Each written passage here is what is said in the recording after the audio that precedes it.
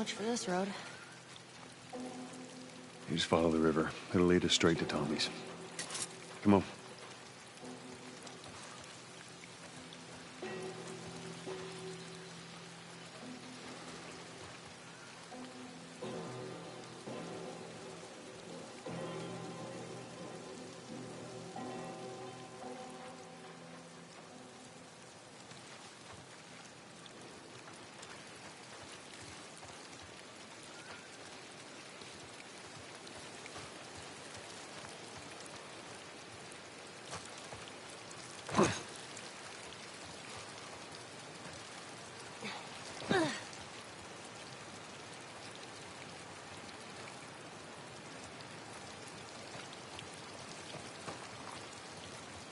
What happened between you two?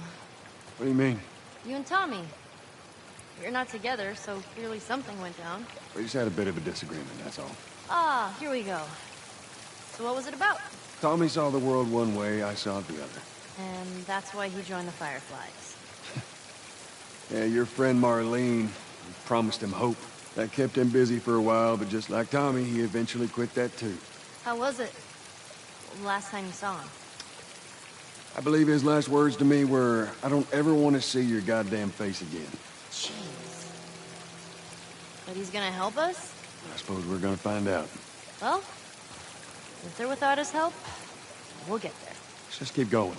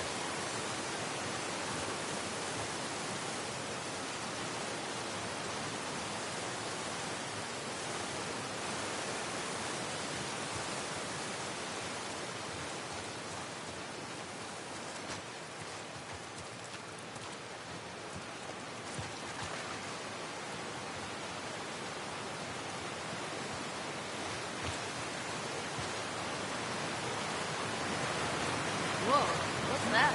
Right there's a hydroelectric power plant. A hydro who? It uses the river's movement and turns it into electricity. How does it do that? Look, I know what it is. I don't know how it does it. Alright. How are we getting across?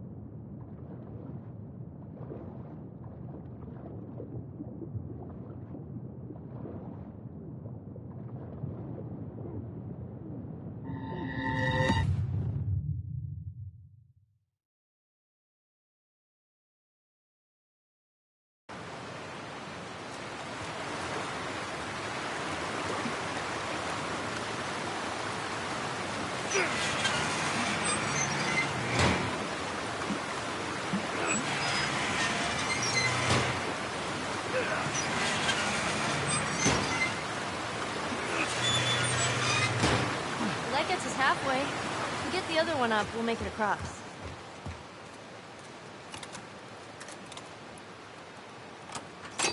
There you go.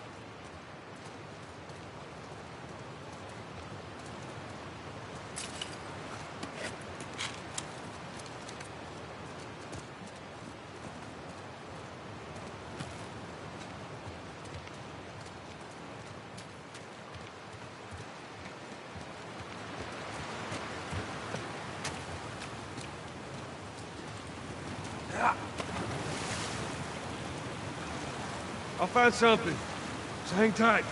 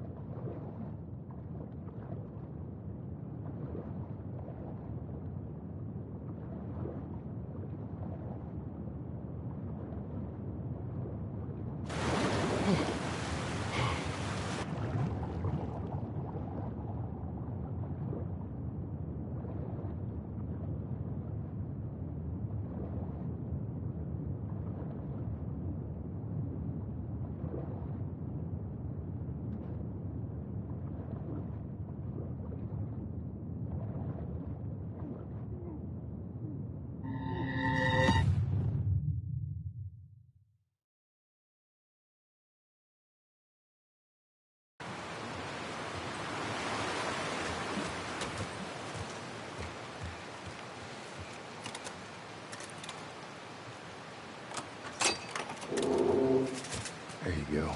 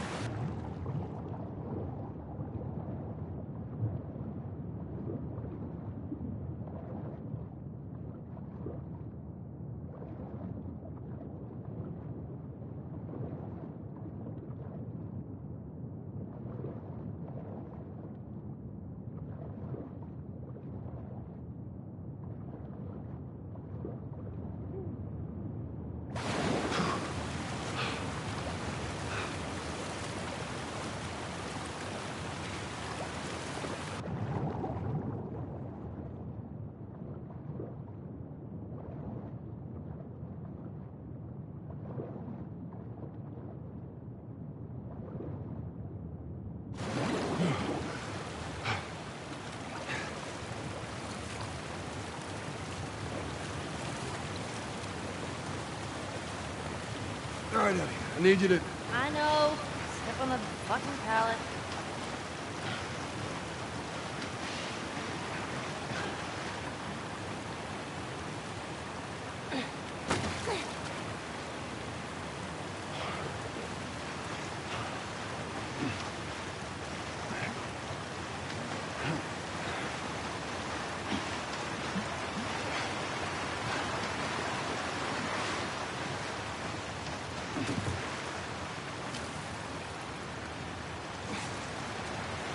Oh, give it...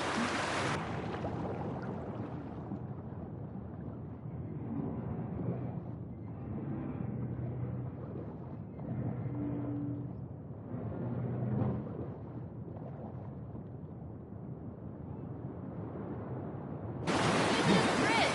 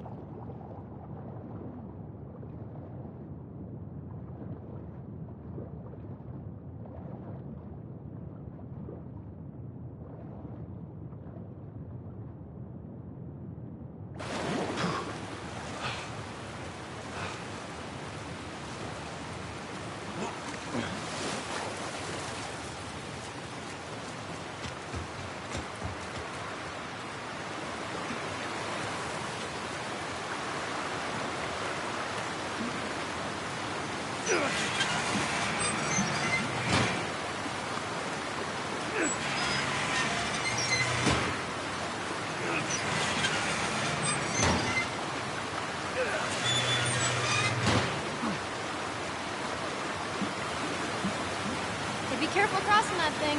I will. Teamwork.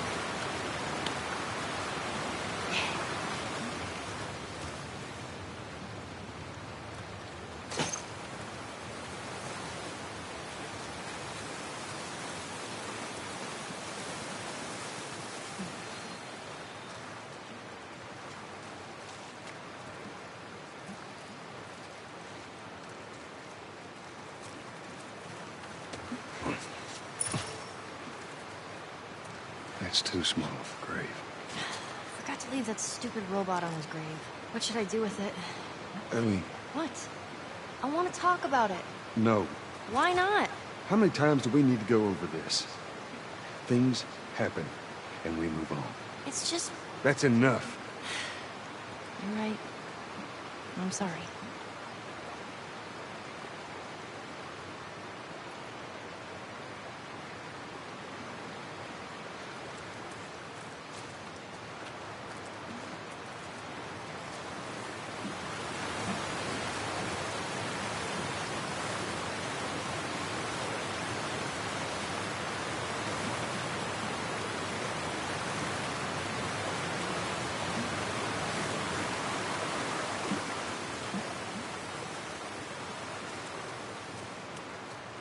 Let's get to Tommy's.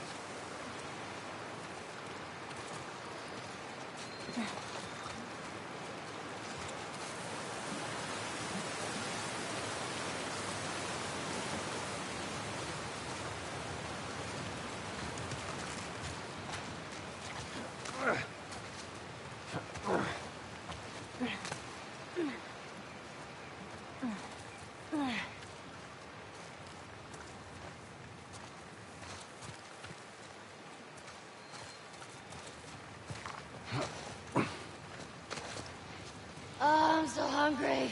I know, I am too. All right, next squirrel I see, I'm totally shooting it. Let's get past this place, then we can scrounge up some food. Well, if I starve, you're responsible.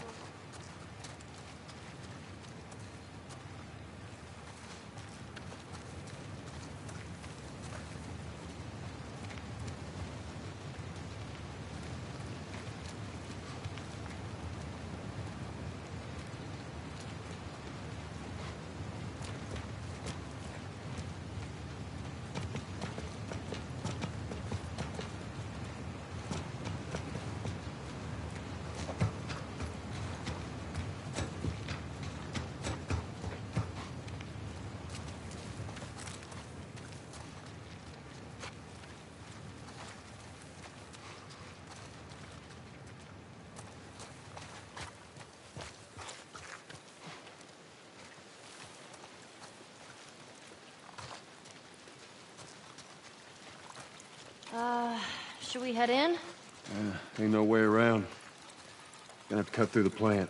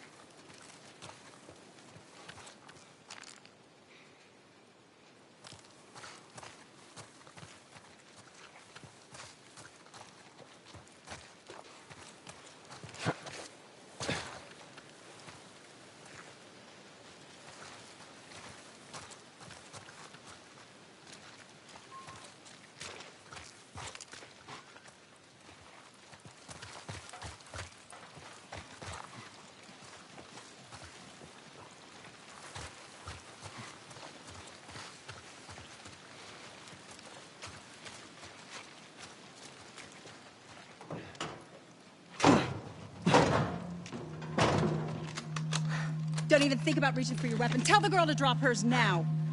Ellie? Do as the lady says. Hey. Please tell me you're lost. Oh, we didn't know the place was occupied. We're just trying to make our way through. Through to where? They're all right. But you know these people? Know him. He's my goddamn brother. Tommy. Holy shit. How you doing, baby brother? Goddamn. Yeah. Let me look at you. You get fucking old. Easy. It's gonna happen to you, too. This is Maria. Be nice to her. She sort of runs things around here. Ma'am, thanks for not blowing my head off. Would have been embarrassing, considering you're my brother-in-law. We all gotta get wrangled up at some point. Ellie, right? Yeah. What brings you through here? That's kind of a long story. Why don't we bring him inside? Yeah. You hungry? Starving.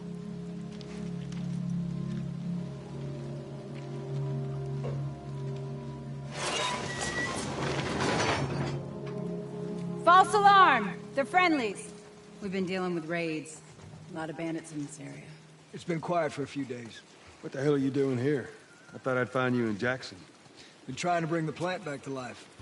We had it working before, but one of the turbines went south. We have electricity, Joe. I had. We'll get it running again. No way. You guys have horses. We got a whole lot of them. Hey, Tommy, give me a hand with this. Sorry, I'll be right back. Can I? Yeah, of course. He likes when you cut his ears. You ever ride one? I actually have. When have you ridden a horse? Winston, this soldier back in the zone, he gave me lessons. You know, if you want, we can take him riding later. That'd be awesome. There. Hey, thanks, Tommy. No sweat. All right, let's continue the tour.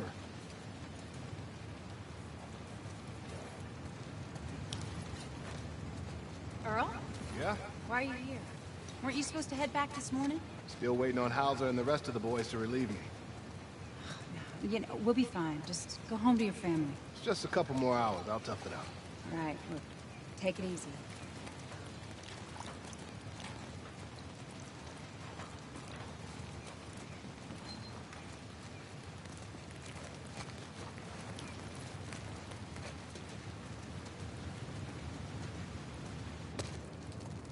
Maria, Yeah, go ahead. we're in the control room. Steve's about to start it back up. You want to come check it out? I'd rather eat with Ellie. It's my turn anyway. I'll go. I'll come with you. Go with Maria. Put some food in you. Joel?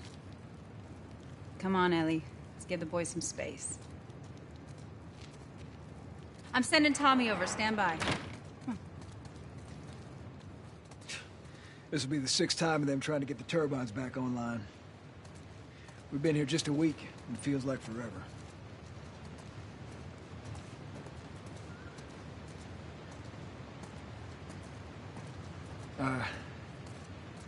I got something for you. Last year I went back to Texas, back home. Most of our stuff is long gone. Most of it.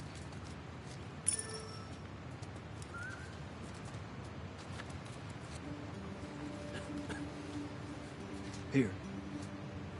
It's a little faded, but it still looks pretty good. I'm good. You sure? I mean, I said I'm good. okay. I'll hold on to it for you. Tommy,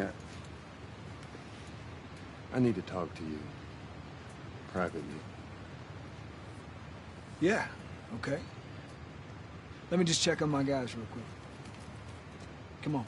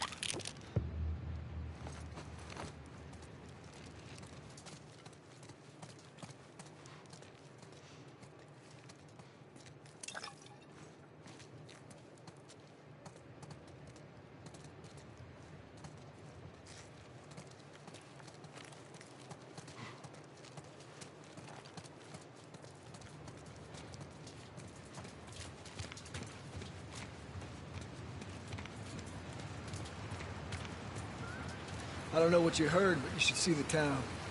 We're over 20 families strong now. It was Maria and her father. They set up this place with the idea of being self-sustained. We had crops and livestock. Remember how we thought no one could live like this anymore? We're doing it. What do you do for protection? Adults take turns guarding the perimeter. We can get an electrified fence when planted. Think you still gotta deal with infected though, right? Who doesn't? It's the world we live in. Or maybe you don't have to be. You sound like Marlene.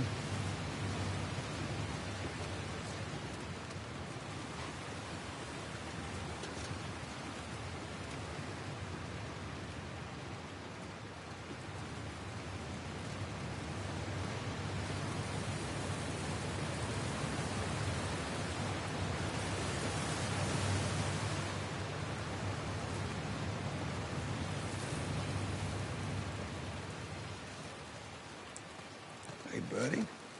That's Buckley. Not much of a guard dog. But he's good to have around. That's a good boy.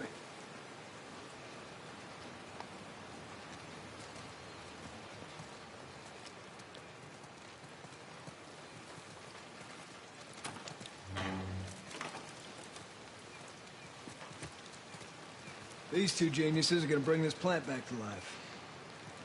We think we got it this time. You don't believe us? I didn't say that. I'll bet you $1,000,000 it works. Sure. Make it two. We're almost ready. They just need to finish putting the shield back on. No rush.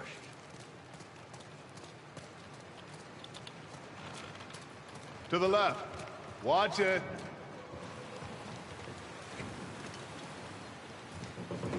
Okay, that's good. Lower it. Slowly.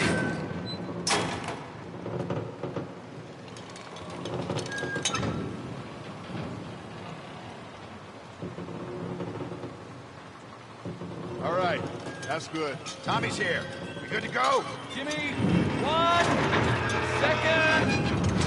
Okay, good to go. You ready? Go ahead. Hit it. Here we go.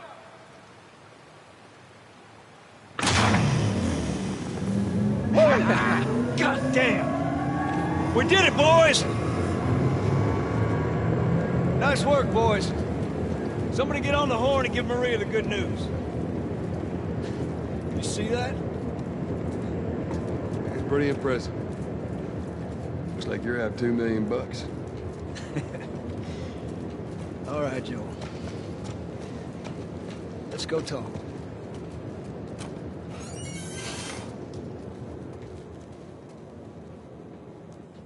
It's quite the crew you got here. Yeah, they're good men. This place gives them a second chance. Gives us all a second chance.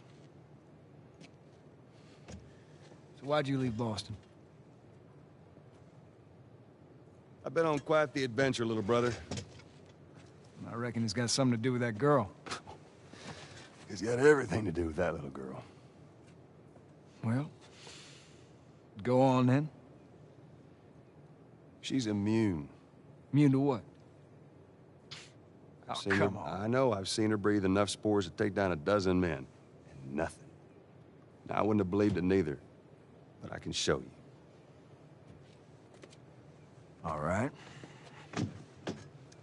I'll bite. Why bring her here? I was supposed to deliver to the Fireflies. The way I figure they're your boys. You finish the job, you collect the whole damn payment. I haven't seen a Firefly in years. You know where they are. Now, I'm not asking for much, Tommy. I just want some simple gear, enough to set me on my way. What makes you think I'd do this for you? This isn't for me, Tommy. This is for your damn cause. My cause is my family now. You ain't talking about some walk in the park here. Jesus, boy. Have Maria get some of your born-again friends to do it. They but got families too. Tommy, I need this.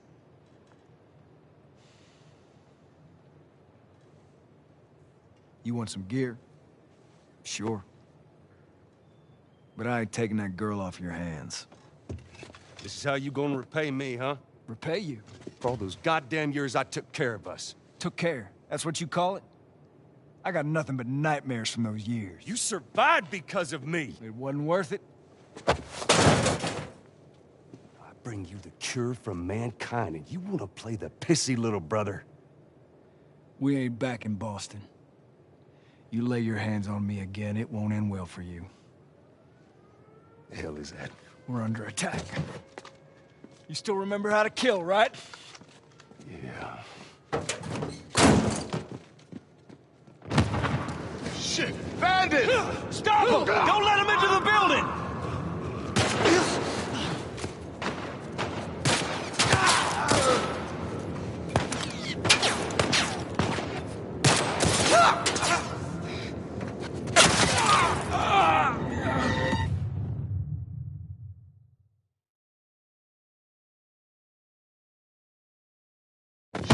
Bandit!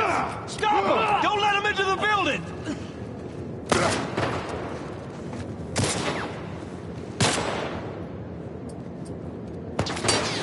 Tommy, cover me. Be careful!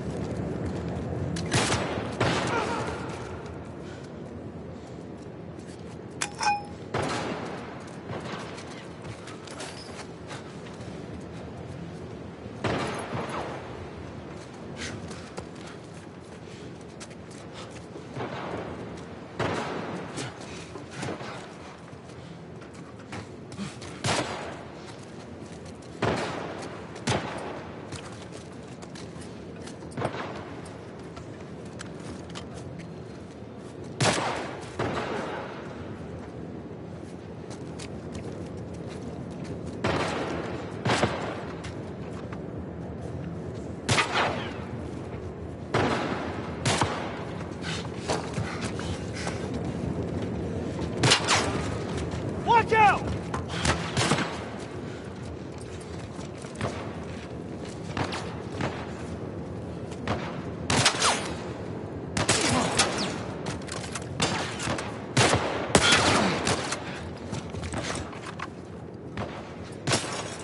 Tommy, cover me. Hurry up!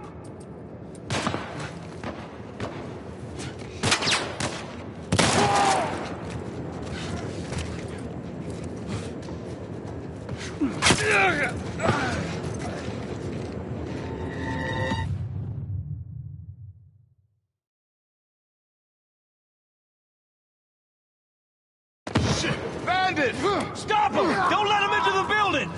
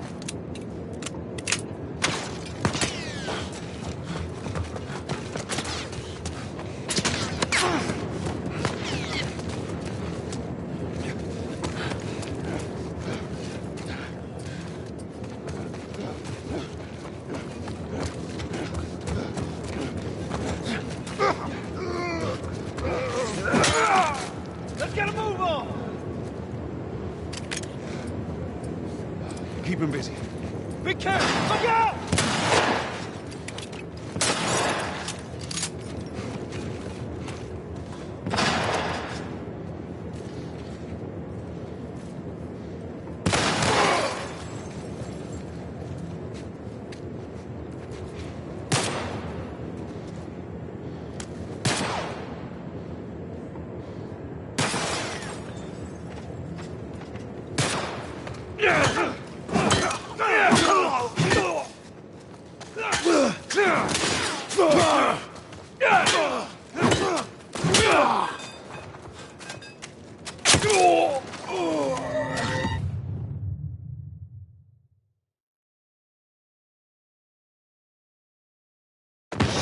Bandit! Stop him! Don't let him into the building!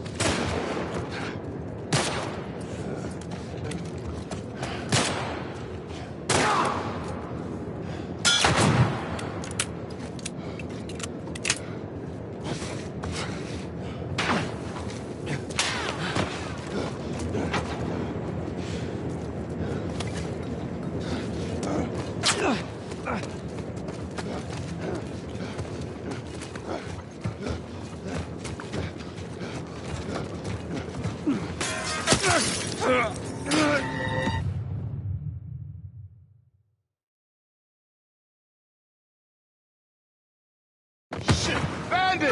Stop him! Don't let him into the building!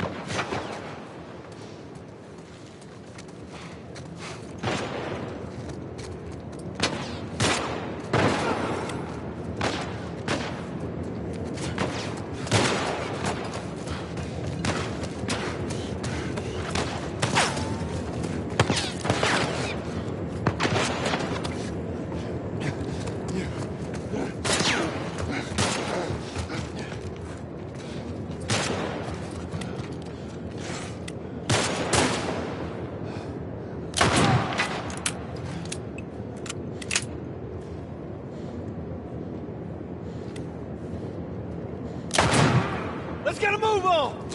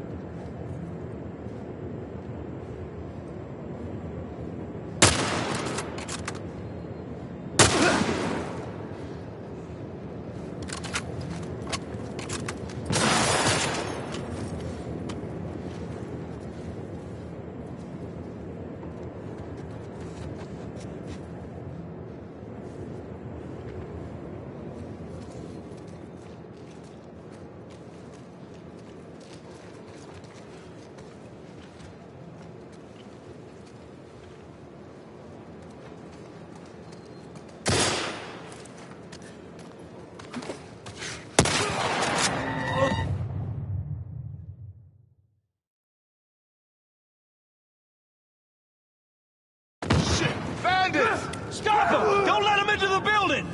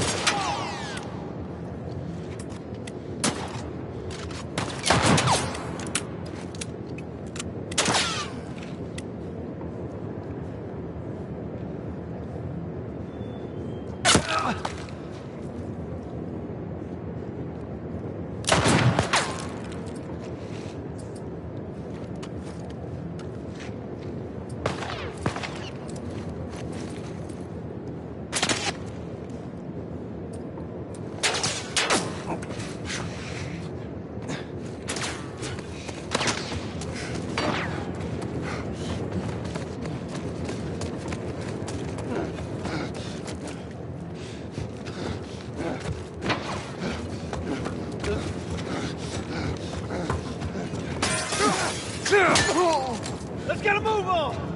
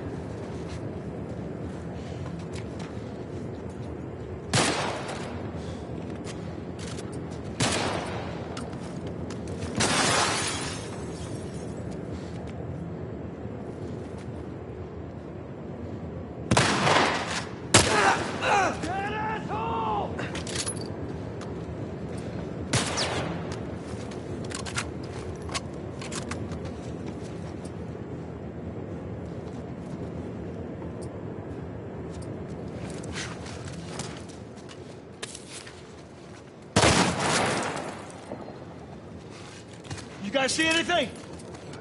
We got him. Let's get to the bridge. Tommy! Bandits! They're breaking into the building! Can you get out of there? No, we're trapped. We're gonna come to you. Just stay... They're here! Ellie, hide!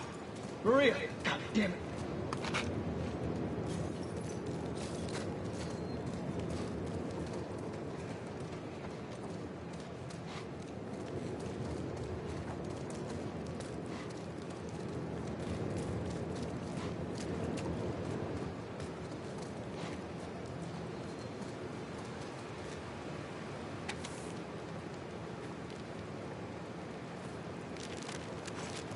This looks pretty complicated.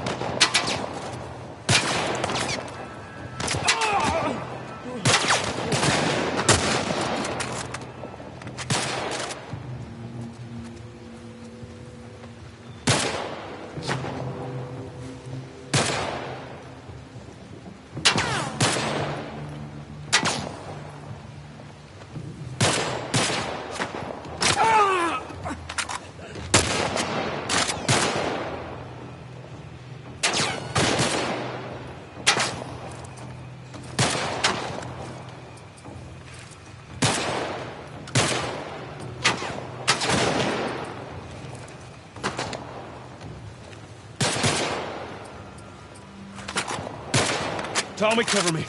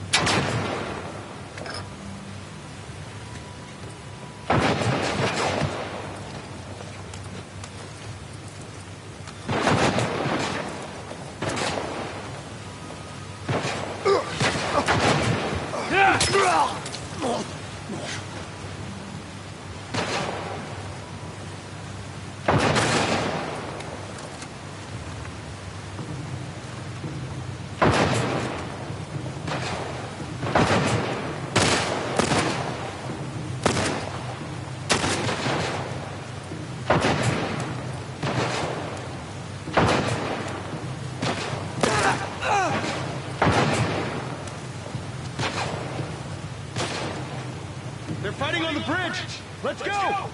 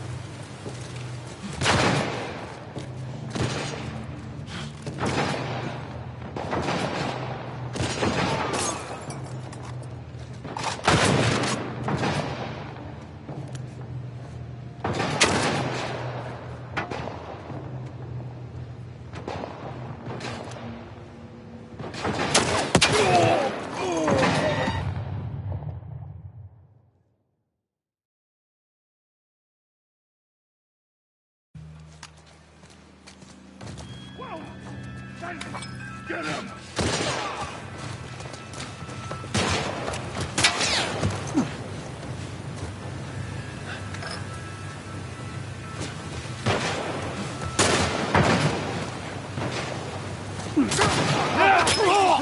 Pay for that!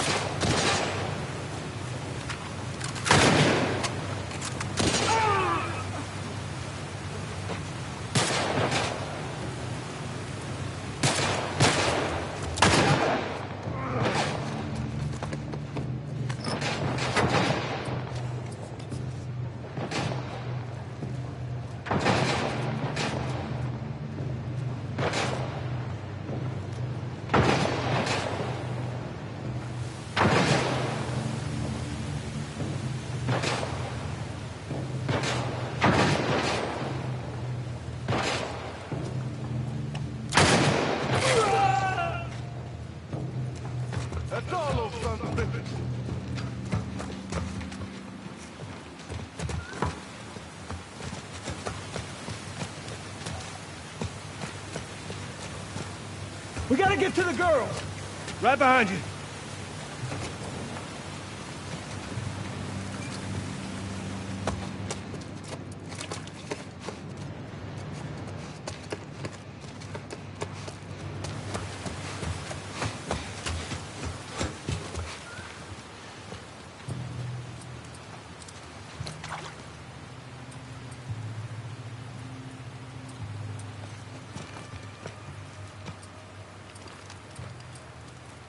Over there! Joe, do your thing.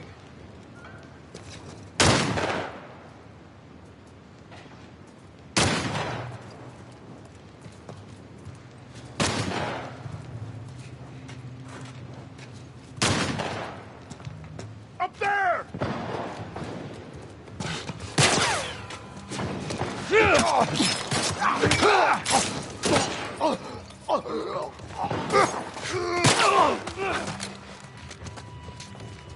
Joe!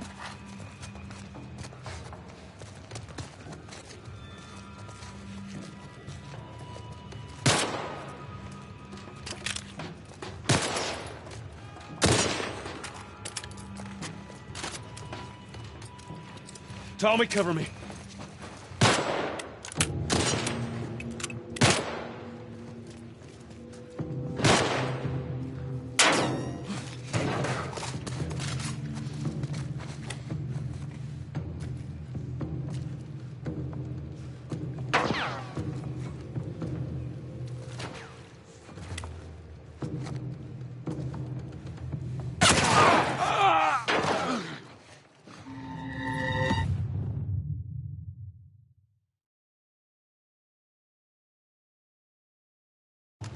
Do your thing. Get him!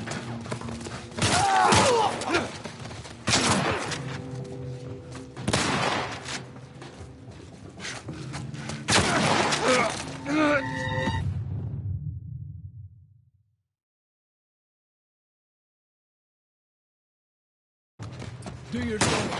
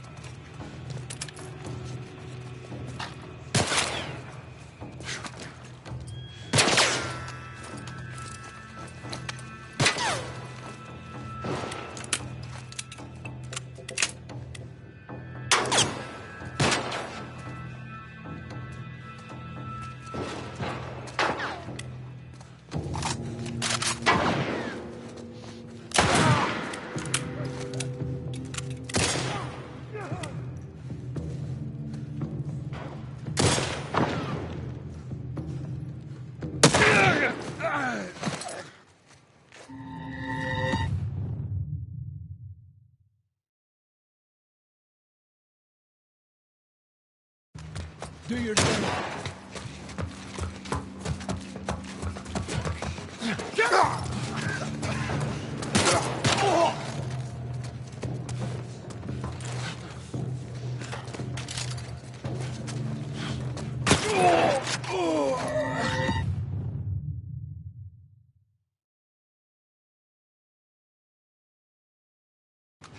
Do your thing.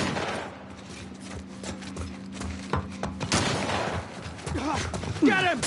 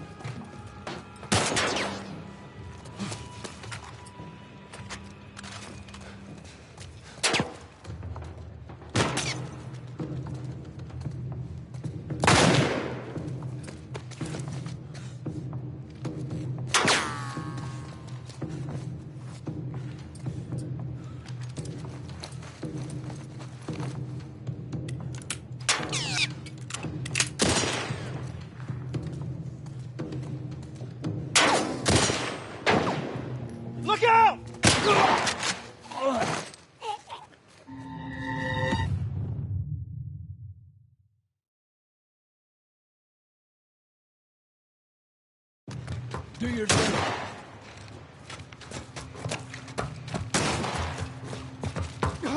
Get him!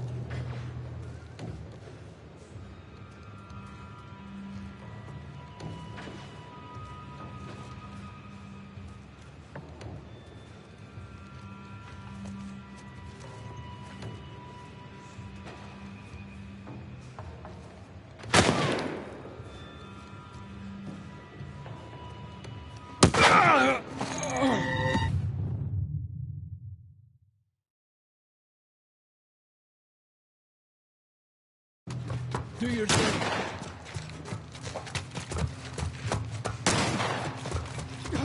Get him!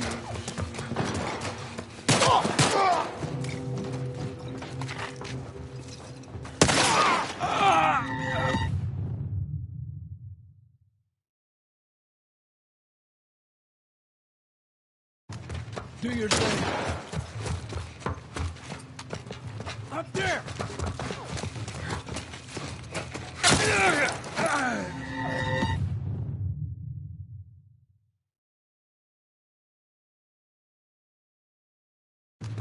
Do your thing. Get him!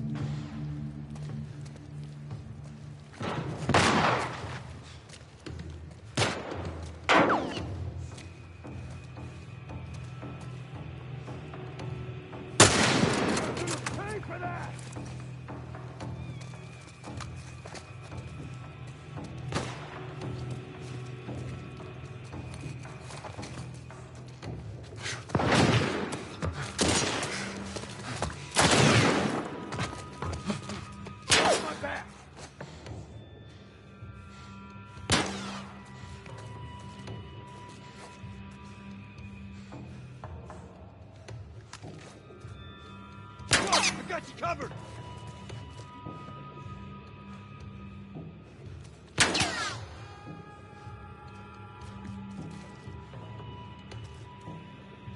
Okay! Watch my back!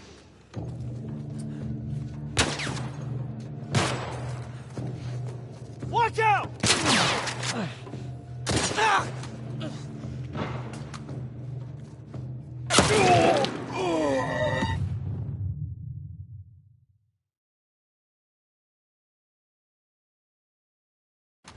Do your thing. Get him!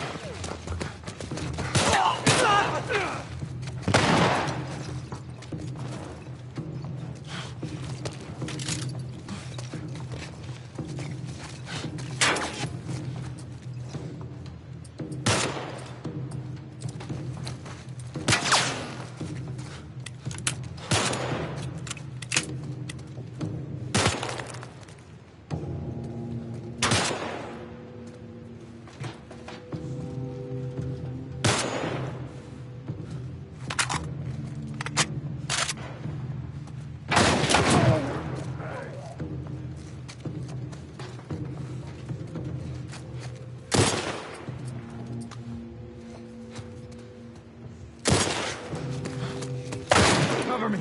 I'm moving up. I got your back.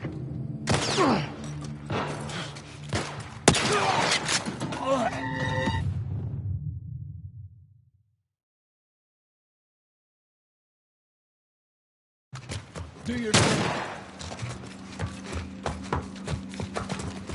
Get them!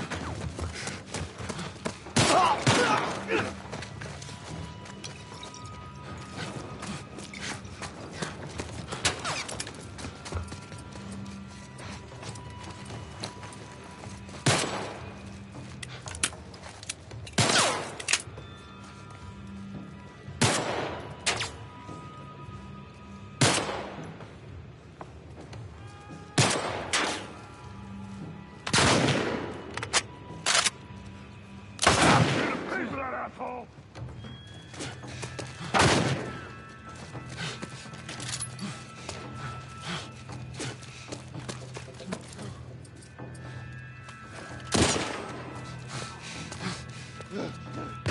Cover me. I'm moving up.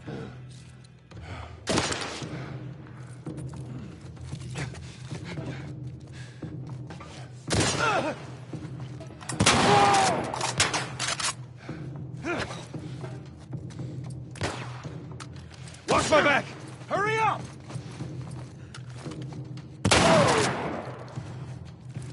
They're all dead. Tommy, Maria? I'm all right. The kid's with me. That was too damn close. You okay? Yeah, I'm fine. Joel. Oh man, they were coming in from every direction. Then Maria was like, "We gotta run!" And so we dove over these tables, and this huge guy blasted with a shotgun. Slow down. Listen, hey, are you hurt? No. God damn it. I need to talk to you. Absolutely not. You tell him to go find somebody else. Maria, I can't have this hanging over my head. Do you have any idea how many men we lost here today? Hey, what's that all about?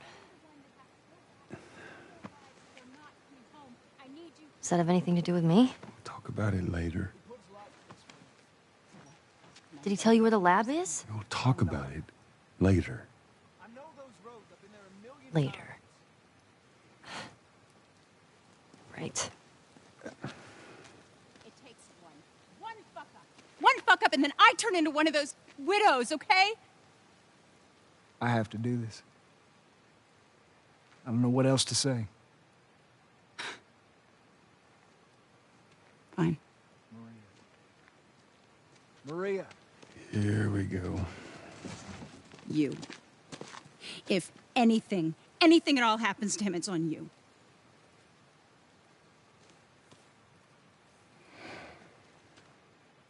She's thankful, you know. Yeah, I know. I'll take that girl of yours to the Fireflies. You don't have to worry about it. It's best this way. Well, maybe some real good will come of this. I need to talk to Ellie. Say again, I didn't hear you. Joel! What is it? That girl of yours. She took one of our horses and rode off. Damn it. Which way? Come on. I just saw her riding on out of here. Go back inside. Help the others clean the place up. Okay, be careful out there. There. See the tracks? Yeah. Come on.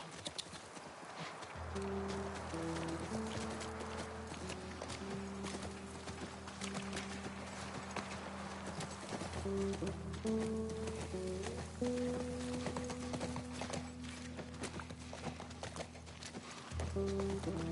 on. Come on.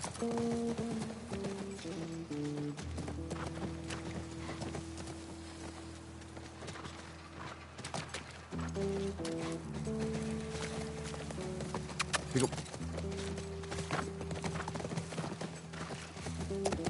She couldn't have gotten far. We'll find her. Don't worry. Stubborn kid. She usually bullies stunts. Nothing like this. What's going on?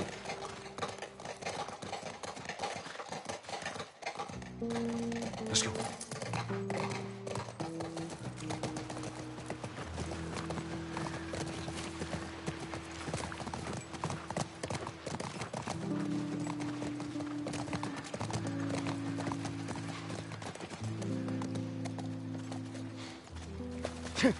Horse tracks. She went into these woods. Come. Ellie, what are you thinking?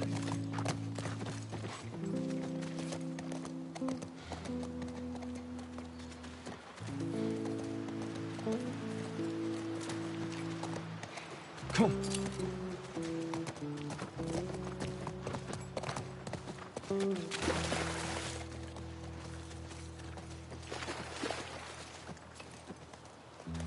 Come on.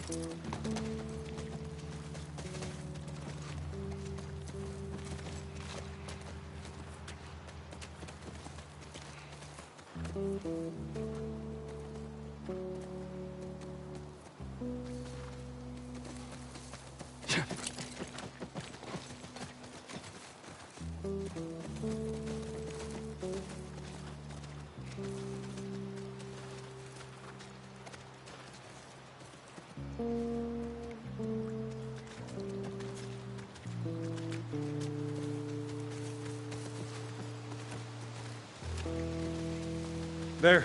4 tracks. Okay, good.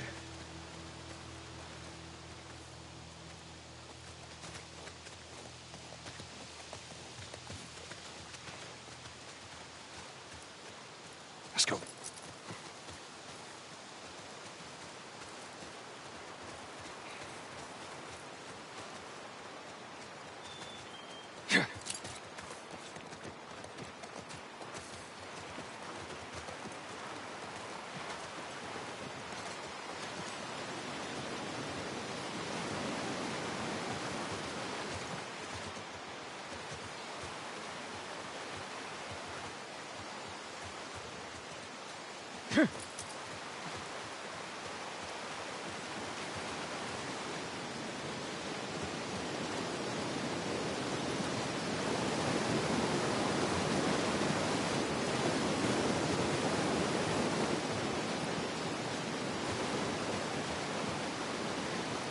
Whoa!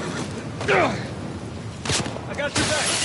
How many do you see? Too goddamn many. Watch my back. Go around, I'll cover you. You're gonna pay for that! Fire in the hole!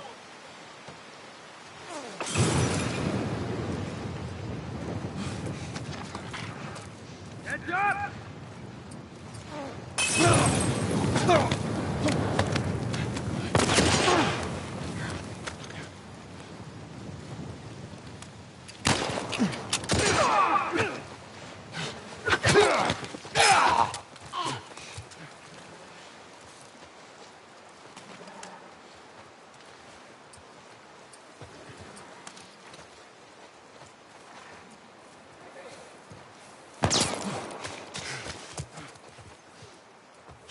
You're gonna burn, asshole!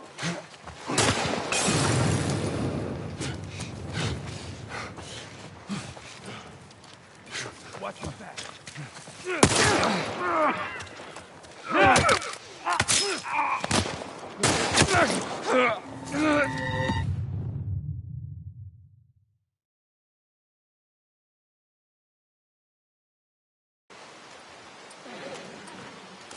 Cover me! I'm moving up!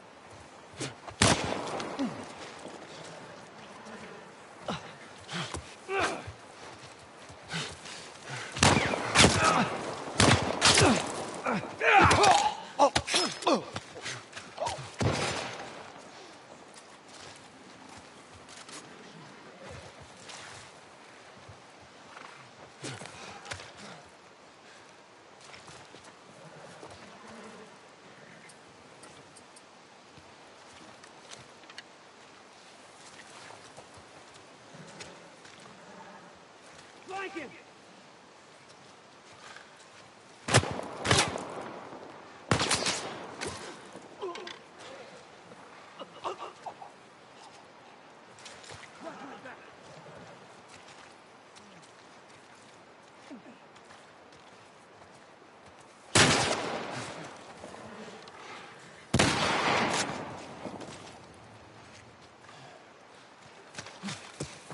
Cover me! I'm moving up!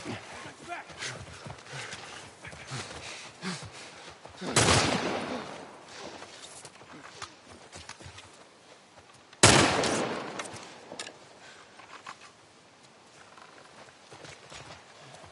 Cover me! I'm moving up!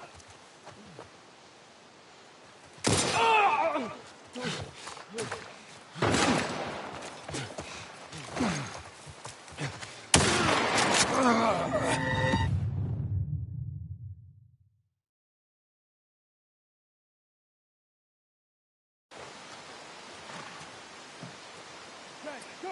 Watch my back! Fire in the hole!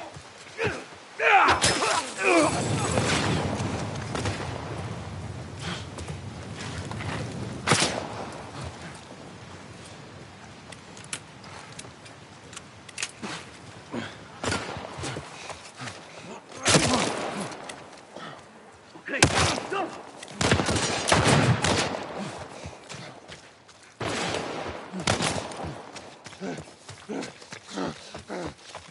He's gonna burn!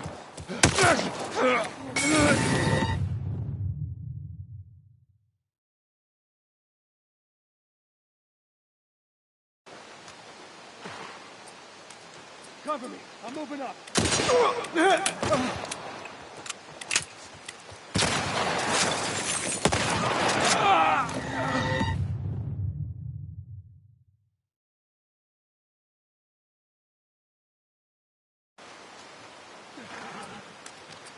Watch my back!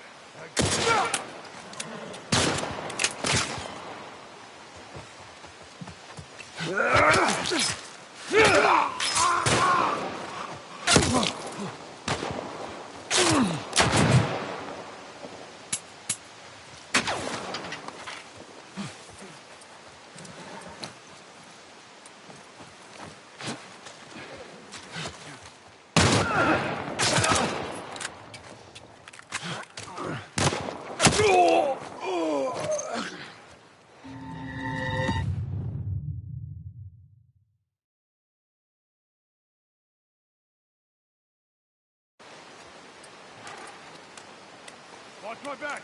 I got it! You're gonna pay!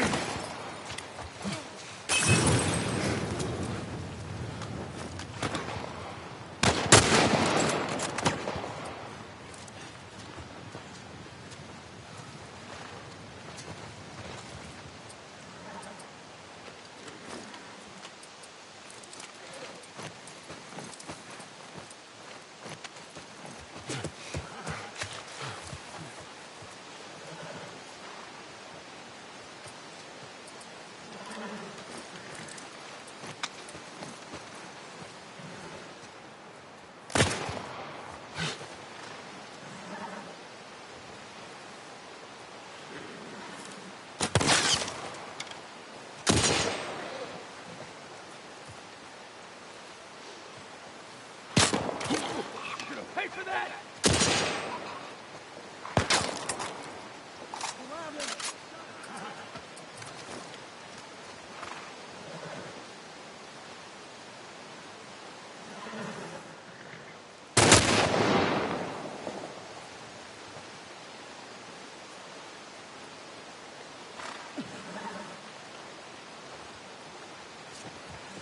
Look out!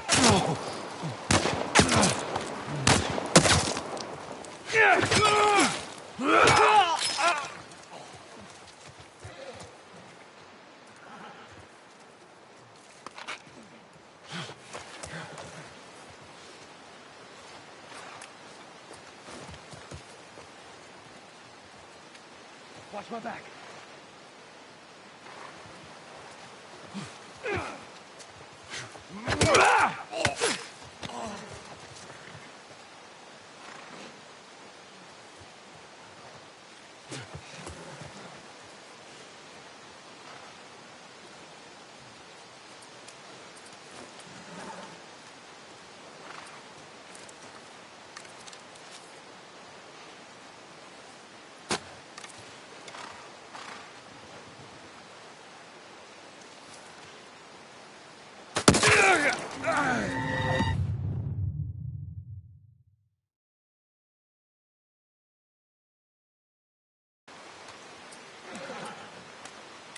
Cover me! I'm moving up!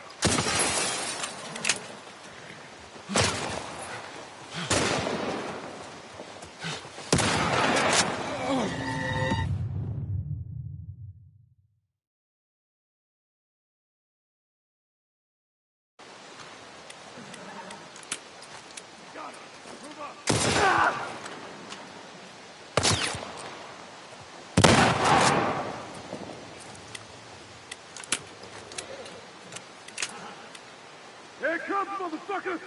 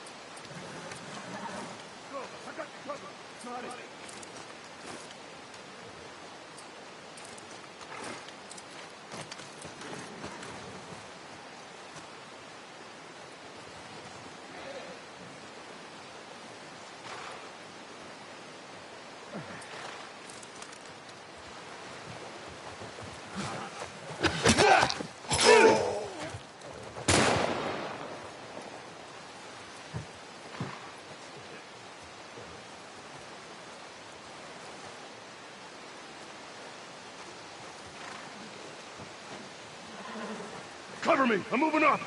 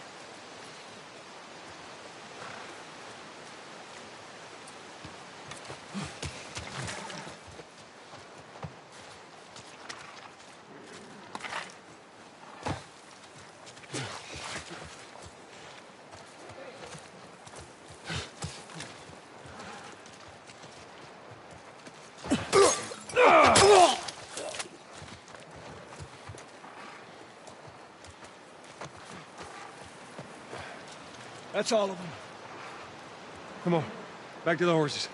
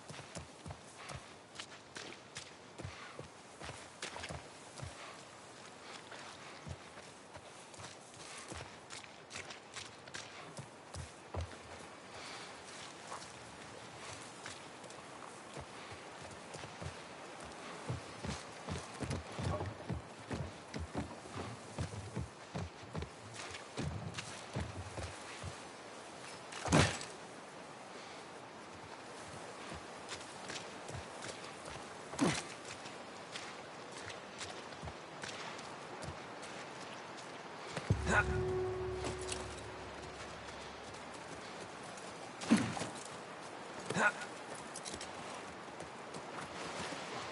right, come on.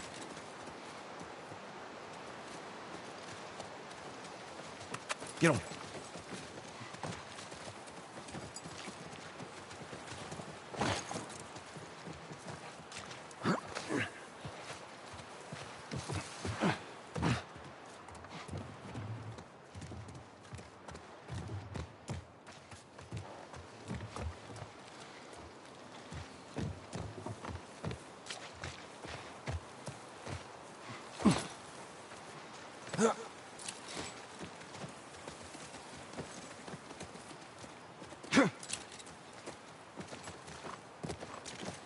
Tracks keep going this way.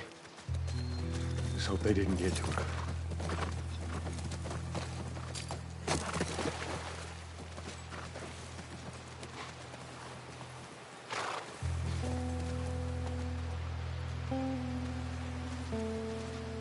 Come on.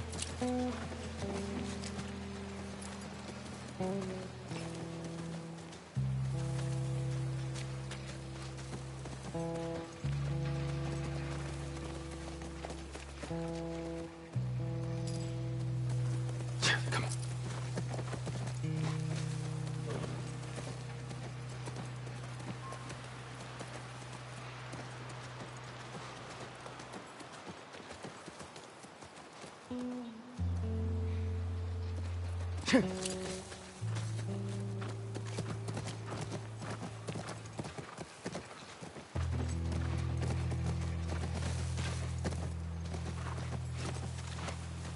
Here you go.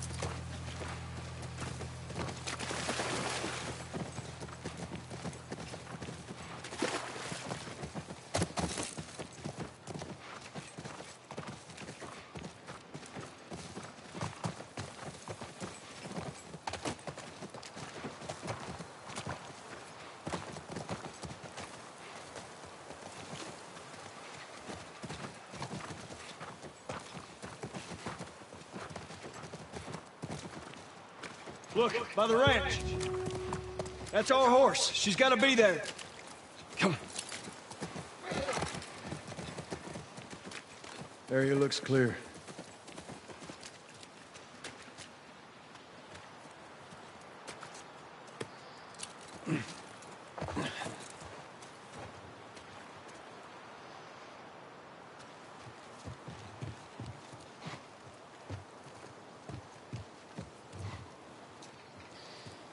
Be careful. Ellie? Ellie? Up here. Christ. I'll keep an eye out. Reckon you guys need to have a chat.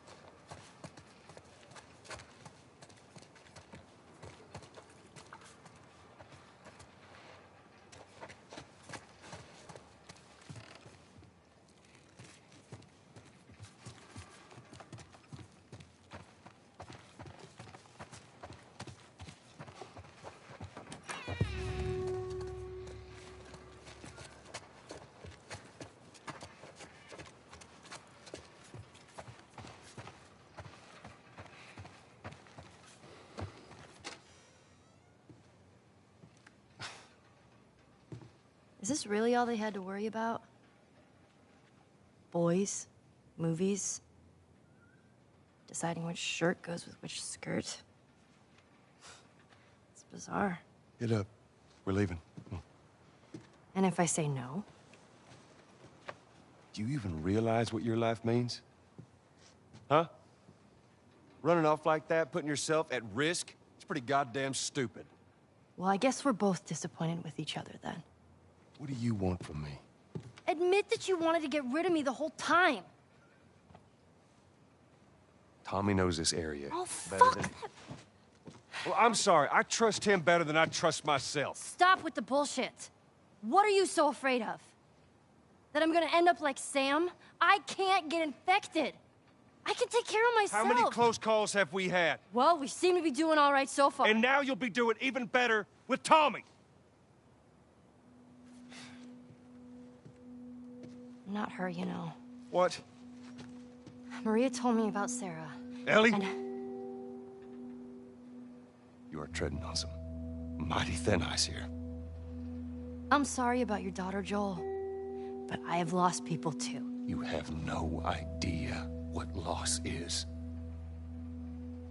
Everyone I have cared for has either died or left me. Everyone fucking except for you. So don't tell me that I would be safer with someone else, because the truth is I would just be more scared.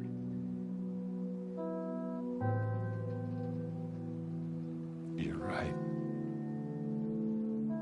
You're not my daughter. And I sure as hell ain't your dad. And we are going our separate ways. Get it together. We're not alone. I got two walking in.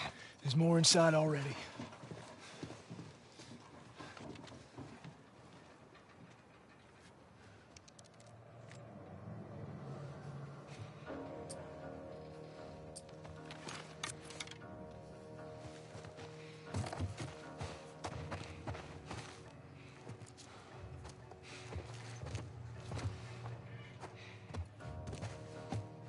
Whoa!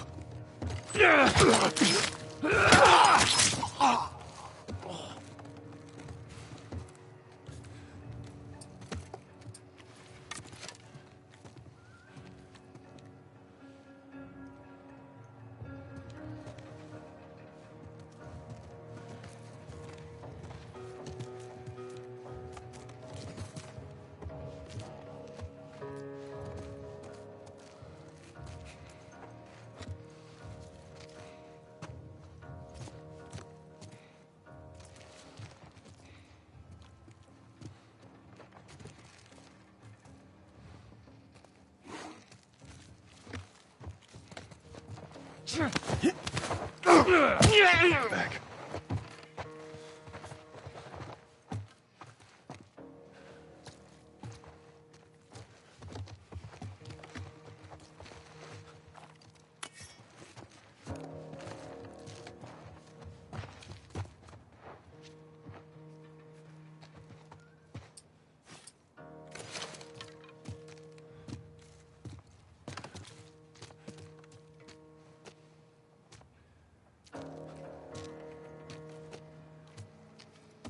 Check that room.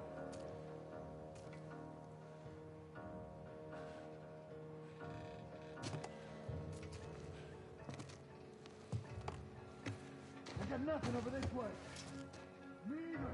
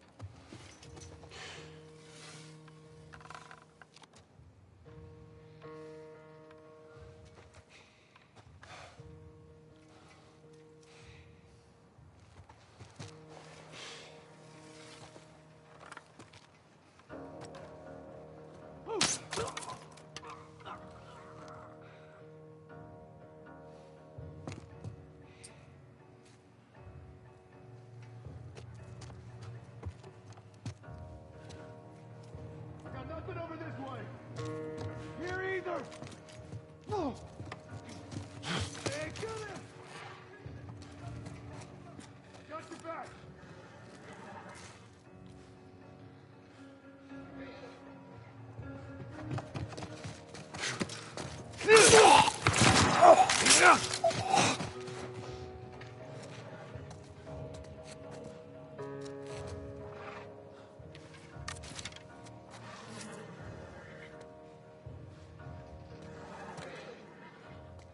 Where'd you go?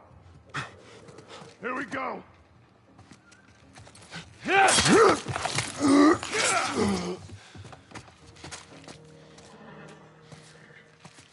All right.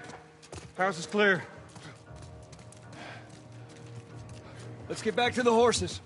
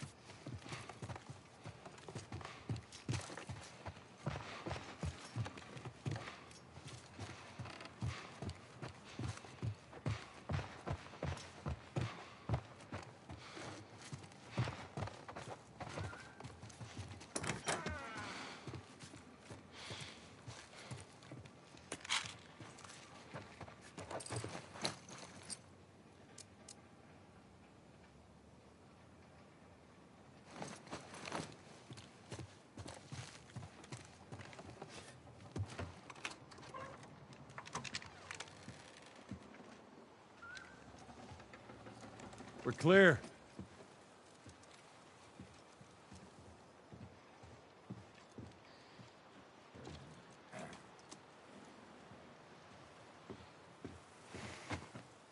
You want a hand up? I got it.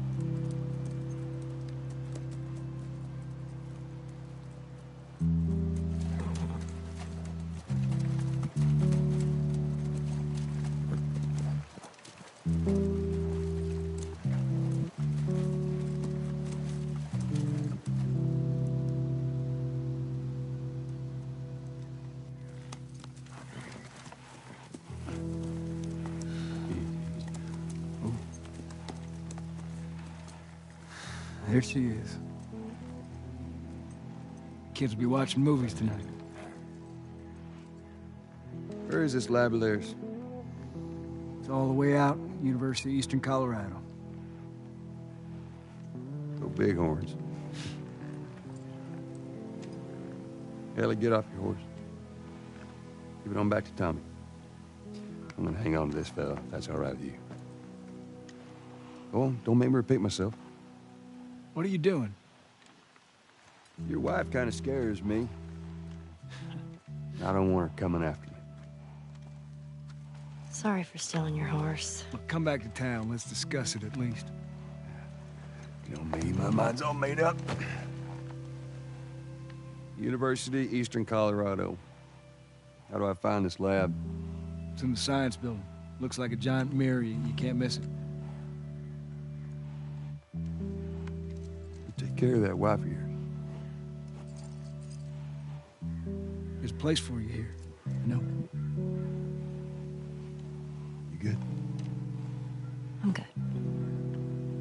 Adios, little brother.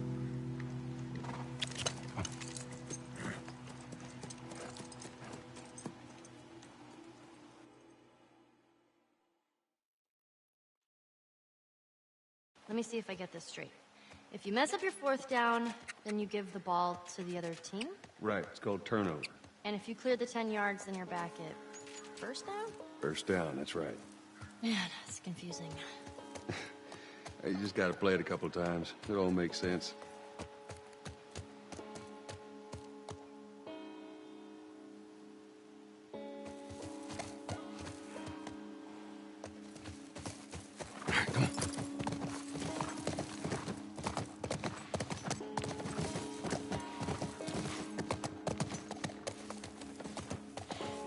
Get him.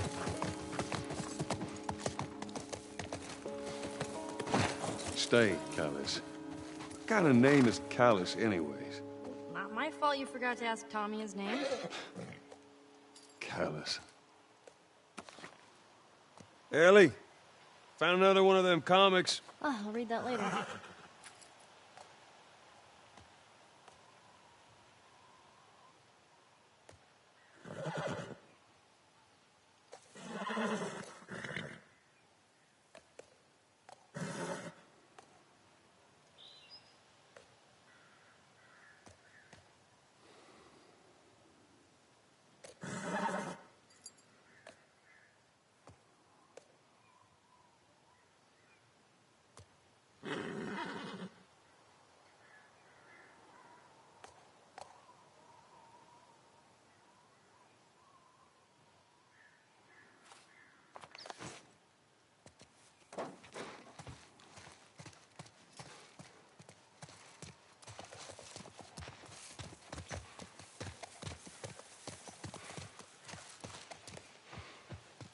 Scoot on back.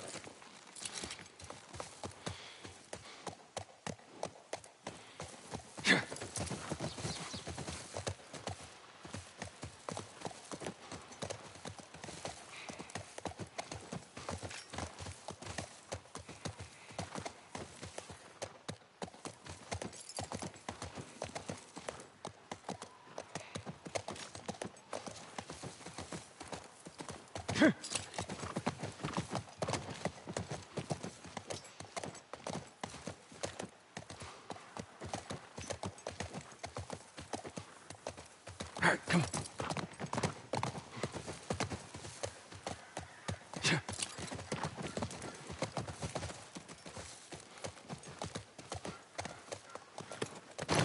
I'll stay with Callus. I hate that name.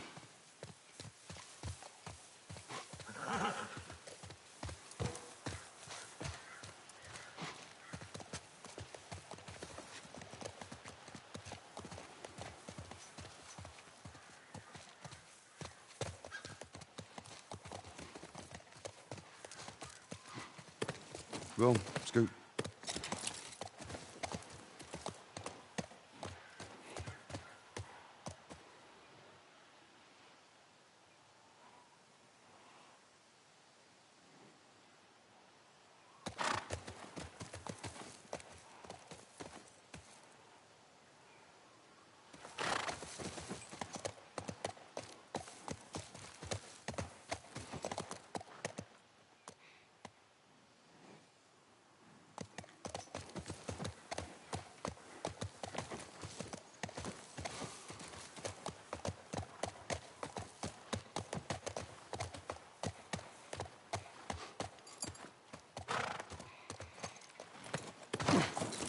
I'll be right back. I'll be here.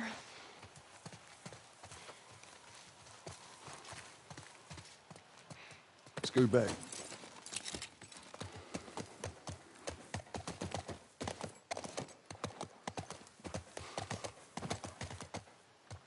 Okay. None of these buildings look like a mirror to me. Well, we'll head to Central Grounds. Should be able to see most of the campus from there.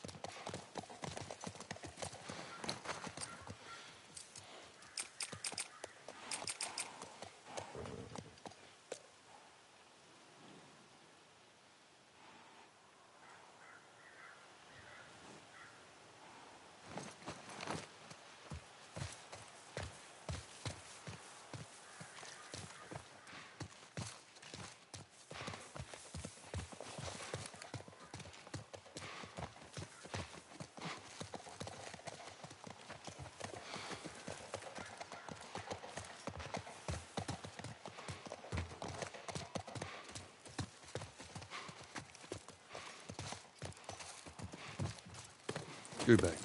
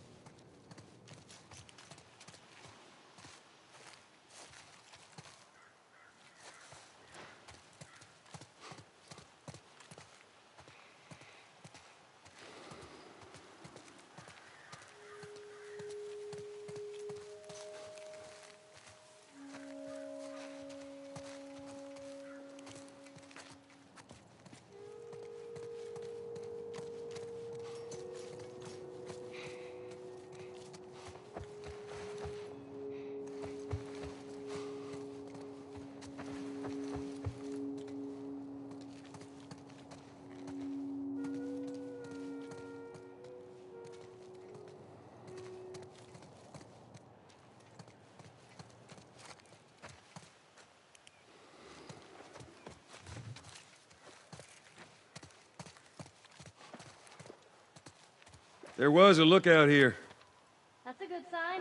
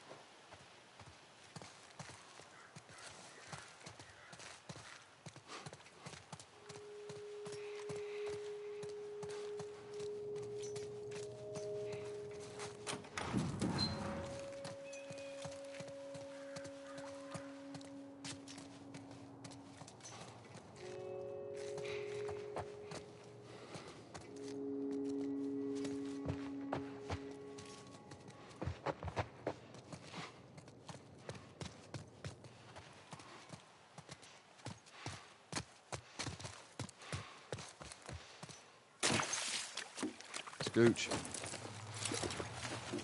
So, these places, people would live here and just study, even though they were all grown up? Yeah, study, party, and find themselves. Figure out what they wanted to do with their lives. What they wanted to do with their lives.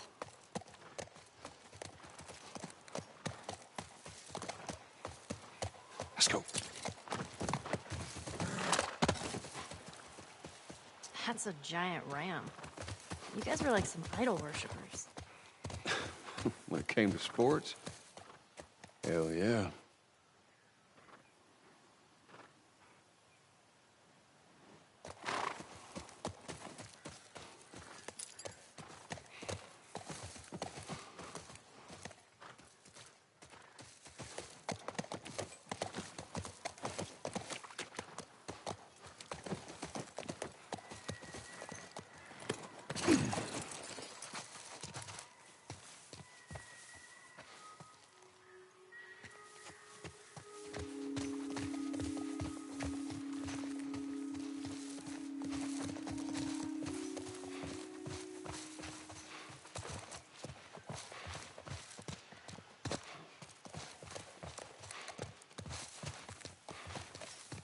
Scoot on back.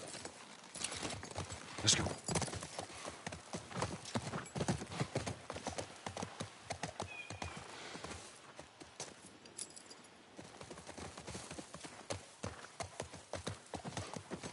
Ooh, it's getting chilly. It's that time of year.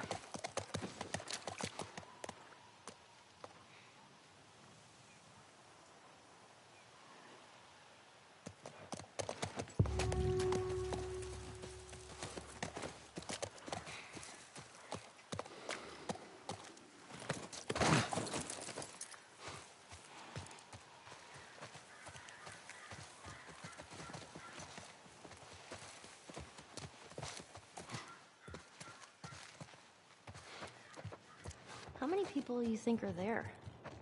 Fireflies, I mean. I reckon it takes quite a crew to run that operation. You think there'll be other people my age? I'm not sure.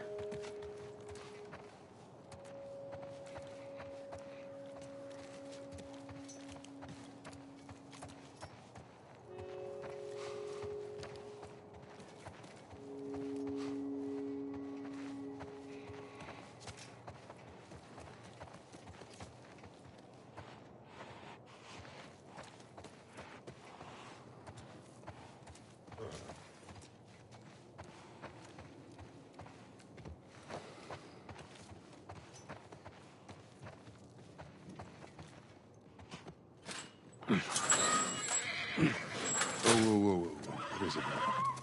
Sounds like runners. Stay with the horse. I'll go check it out. You sure?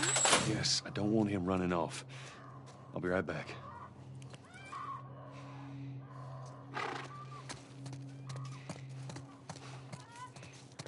Looks like someone jerry-rigged this thing.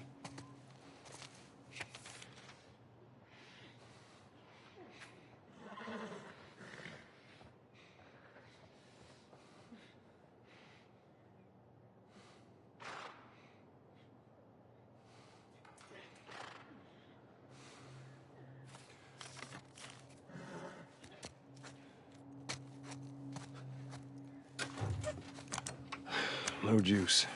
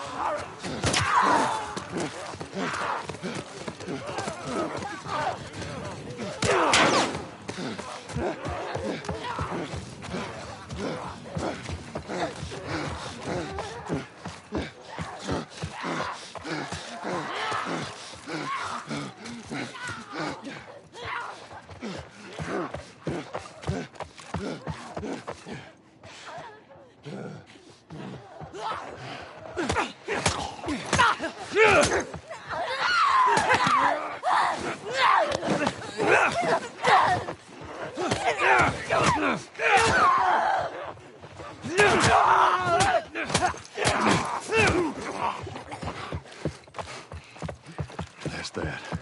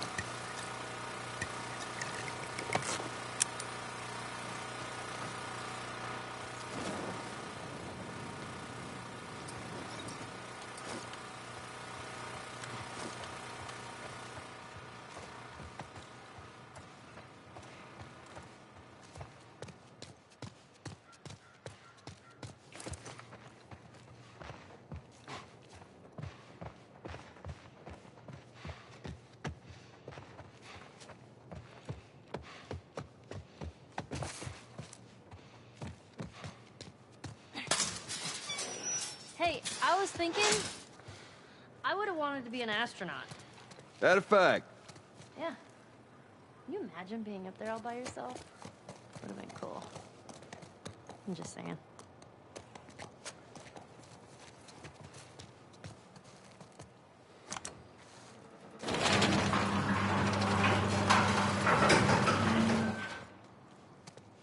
What about you? What'd you want to be? Well, when I was a kid, I used to want to be, a singer. Shut up. No, serious. Sing something. No. Come on, I won't laugh. I don't think so. Joel, please.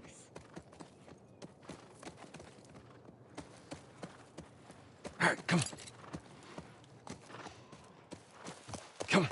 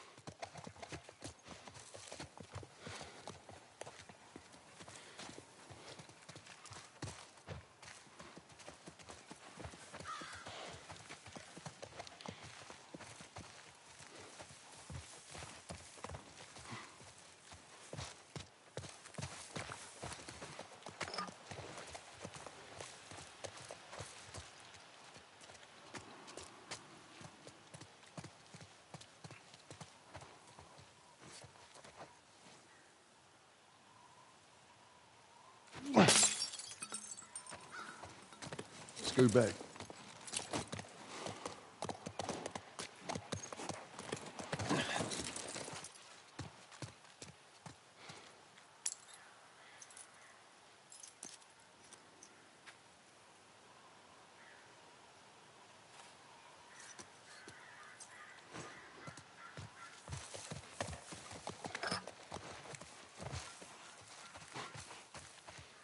Scoot back. Get him.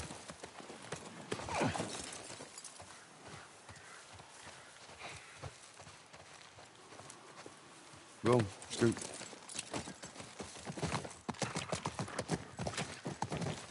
Let's go.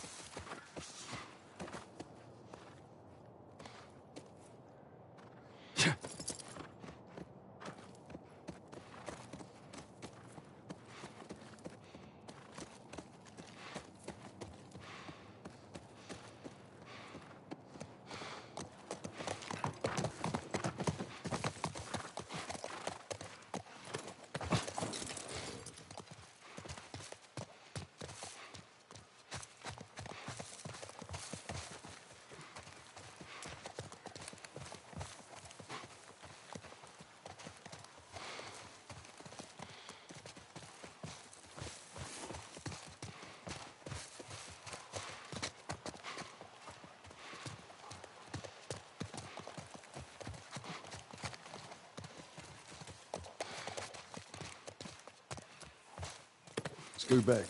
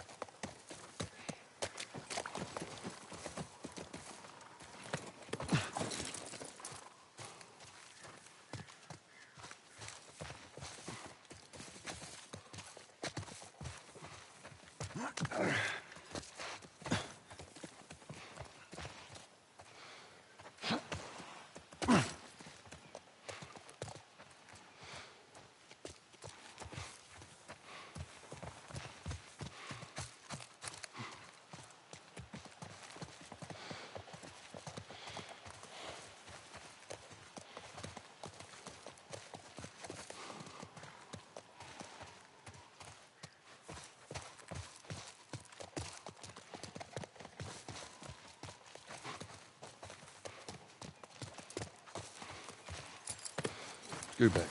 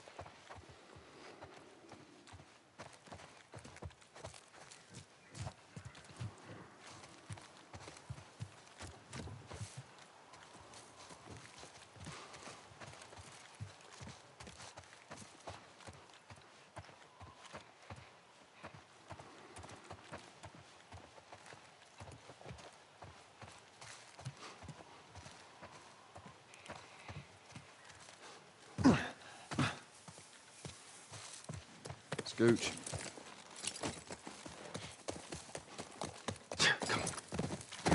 Aw, are those monkeys? Yeah, a whole mess of them.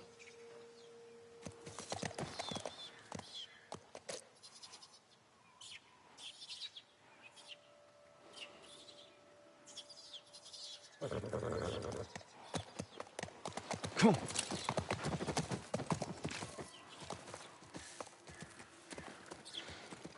Take a... That was kind of awesome. Well, first time seeing a monkey? First time seeing a monkey.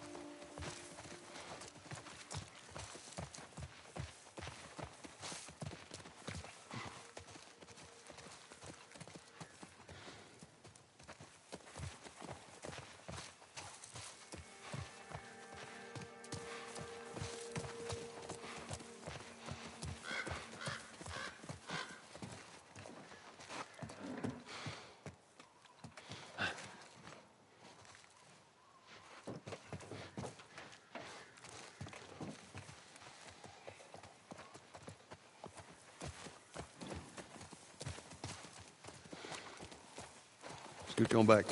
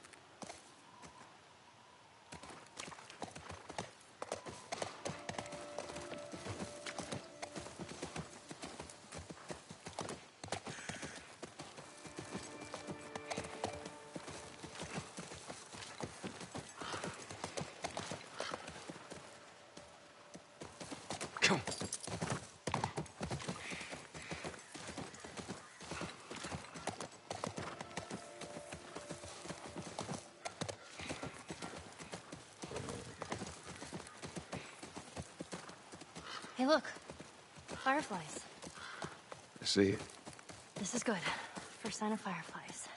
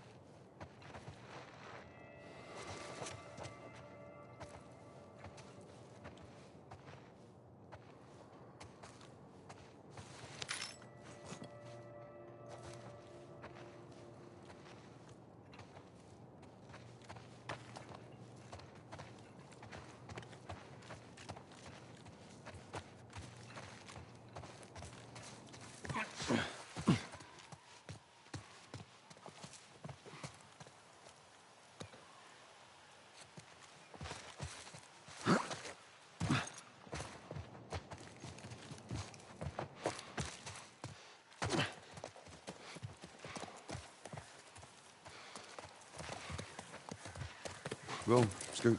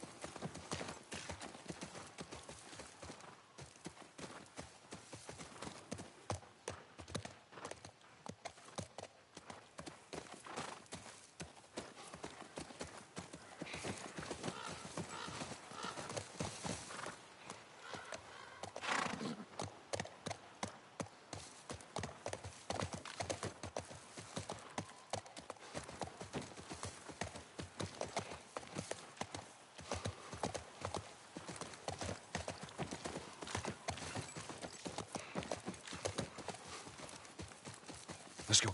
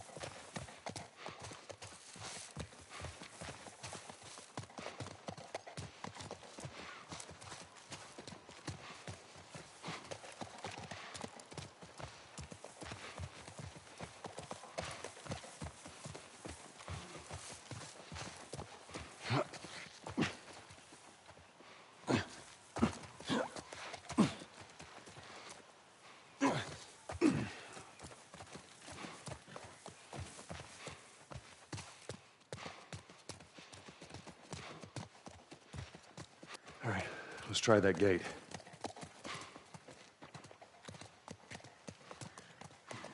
Watch yourself. You too.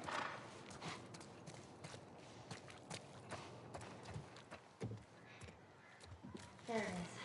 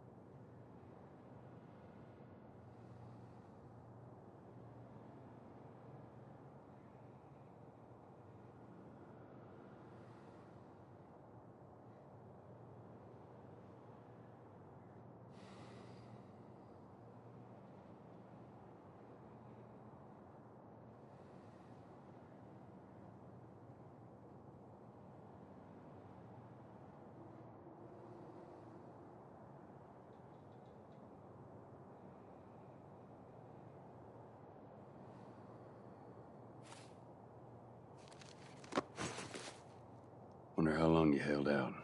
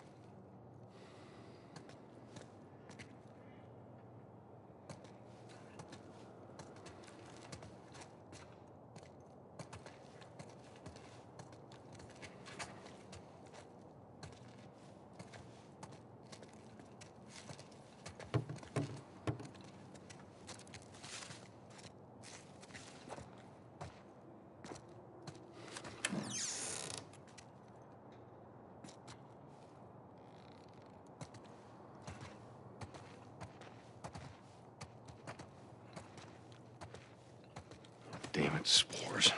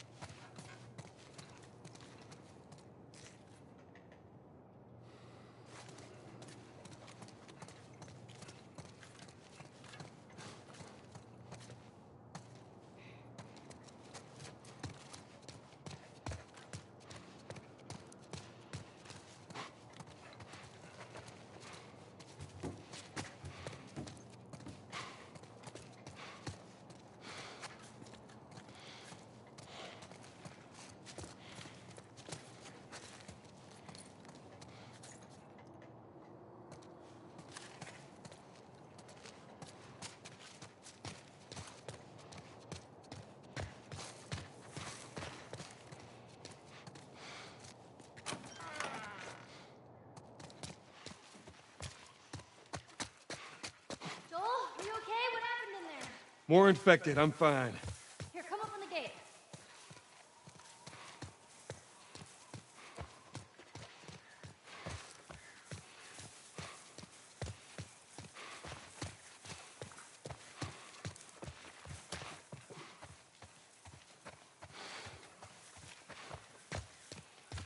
Open the gate for us.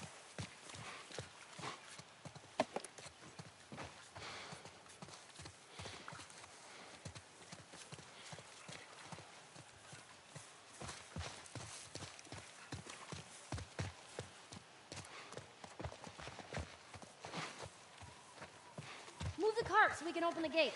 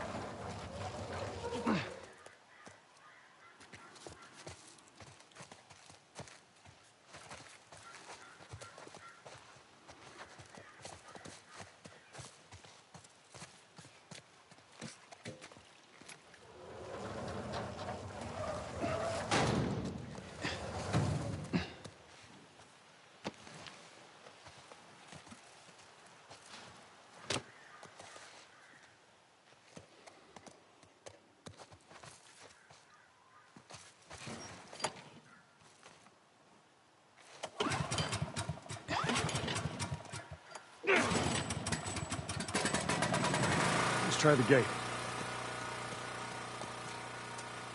You did it! Yeah, come on through.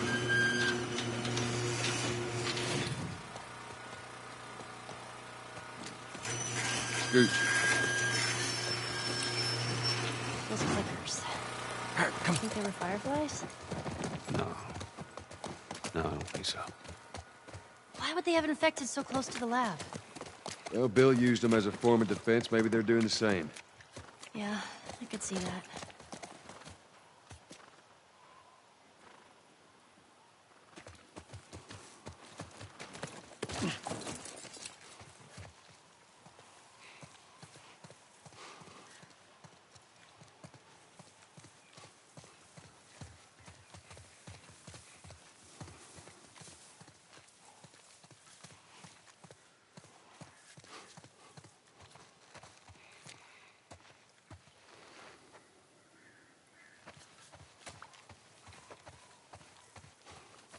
Scooch.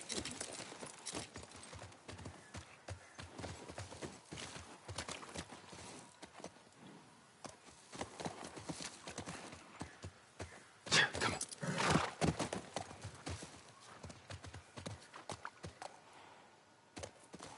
Come on.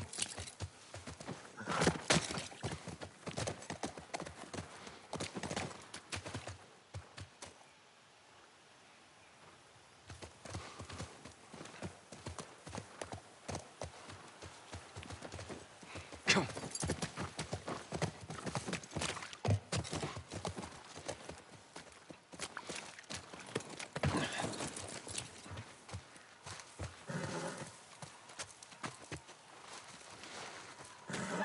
Scoot back. No guards. No nothing. Yeah, I'd expect to see someone by now. Let's get inside.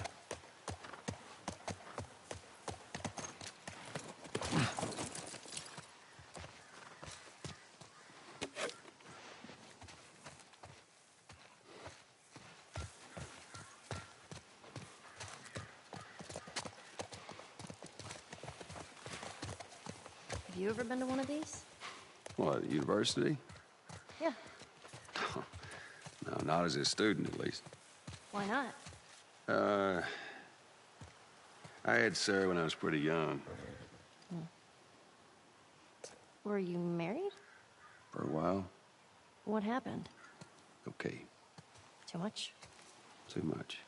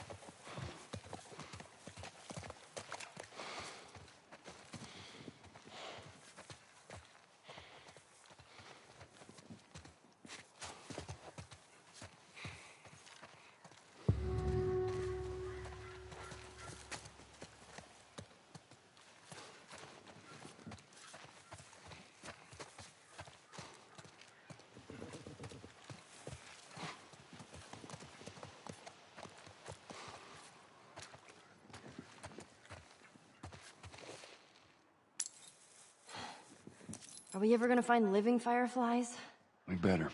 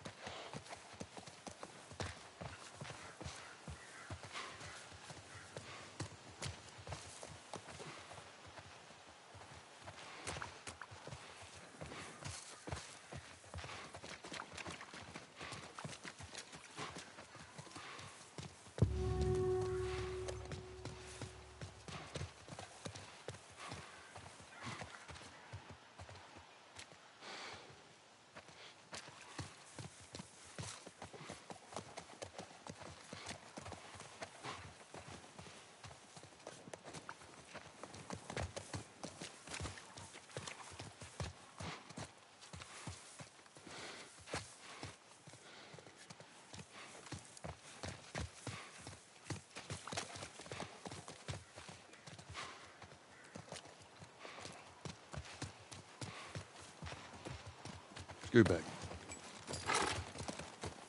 Come on.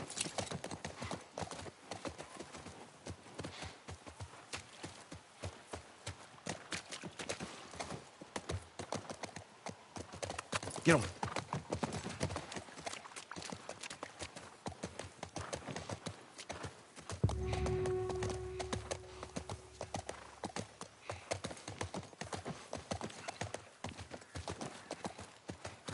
Here you go.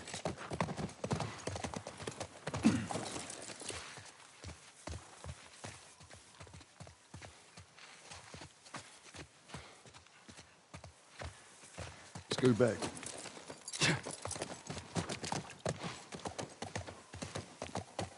Let's go.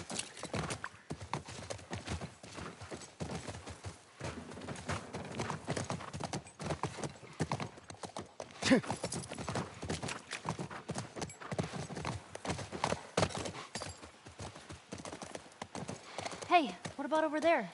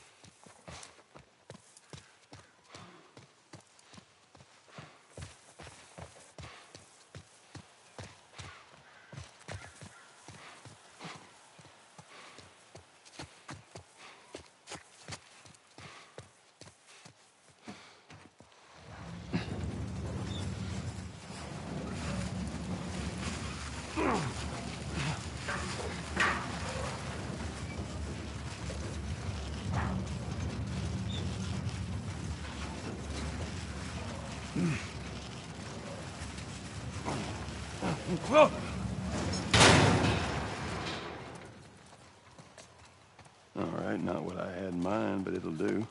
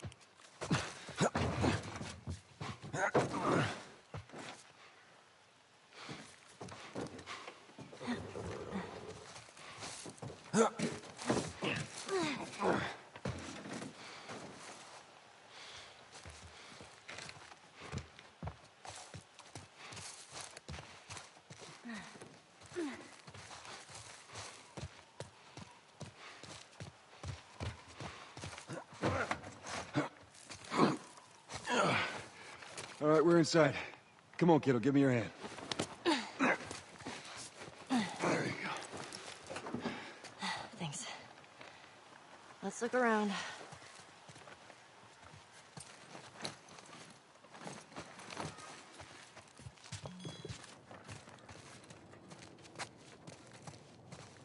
Hello?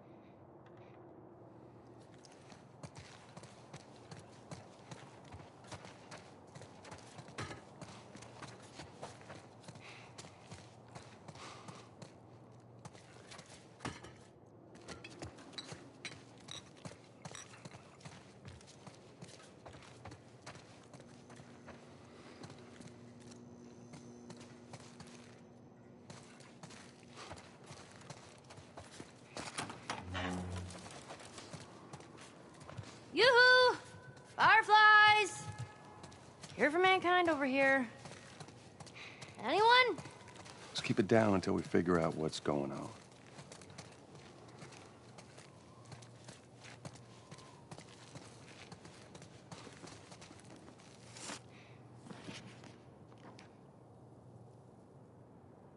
Nothing useful. Ain't nothing here but a bunch of medical mumbo-jumbo. I don't get it. Looks like they all just packed up and left in a hurry. Maybe not all of them. Stay close.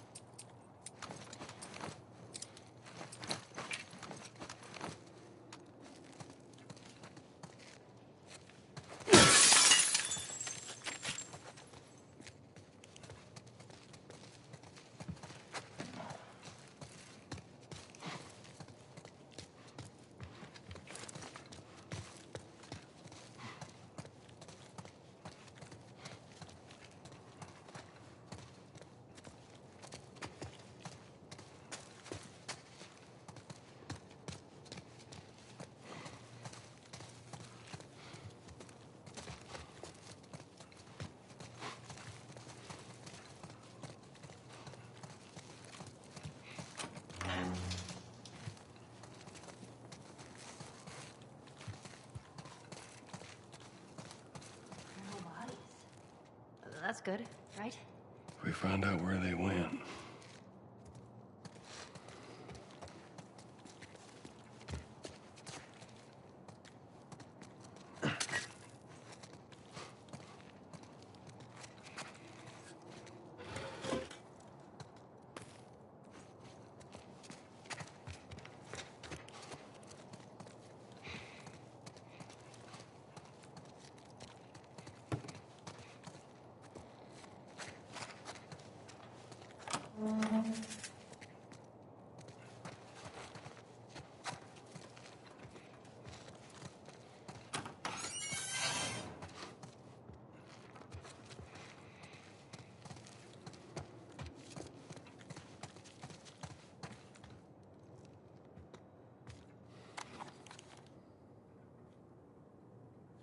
We lost 2 more guards to infected attacks.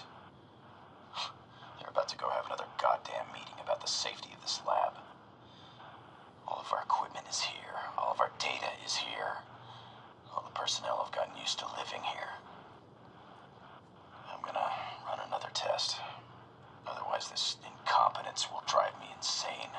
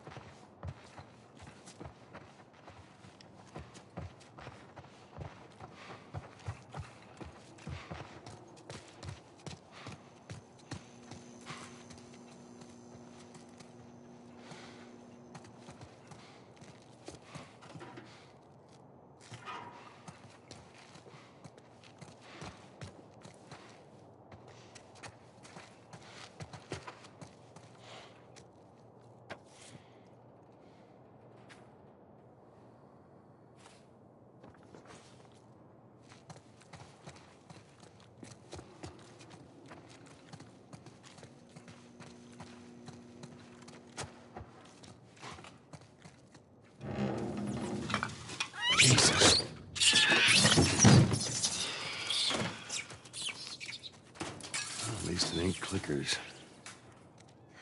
Yeah. No fireflies either. Well, maybe in all that research, they turned into fucking monkeys. Just keep searching, we'll find something.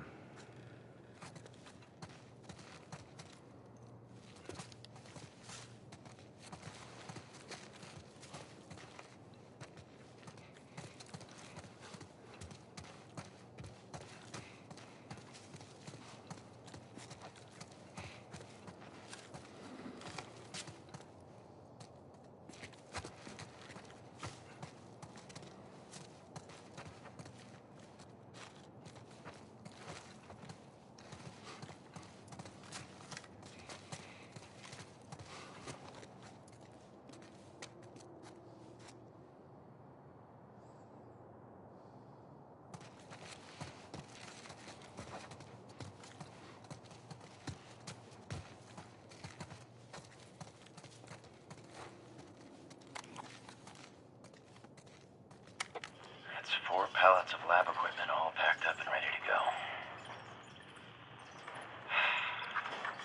Now, big question is, what do we do with all you guys? They say the tainted batch needs to be put down. You know what I say? I say screw that. Who made a bigger sacrifice than you, right? Anyone deserves to run free out there. Hey, easy! Shit. Oh no. You did me. Oh my God.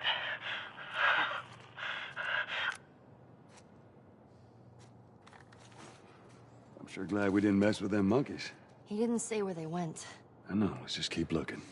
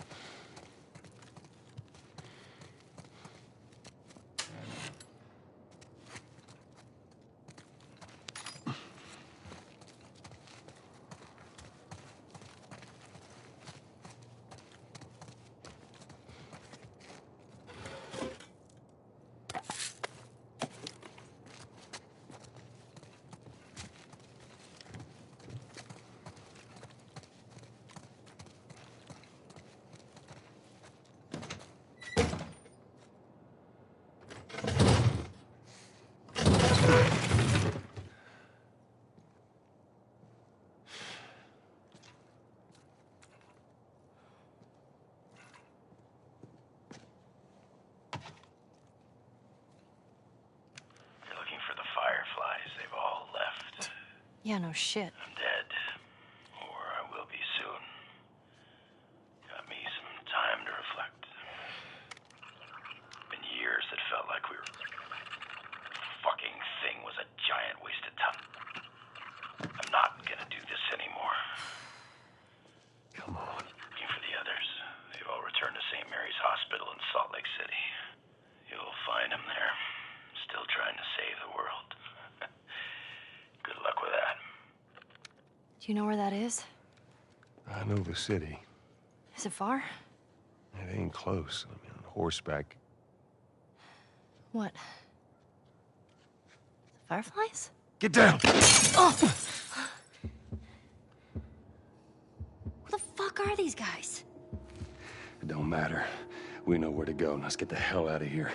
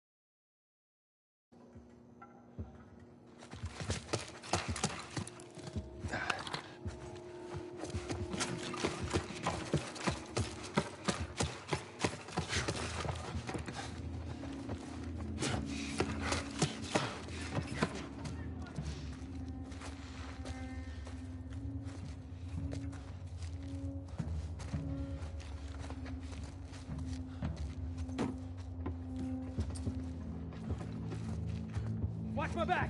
I got him.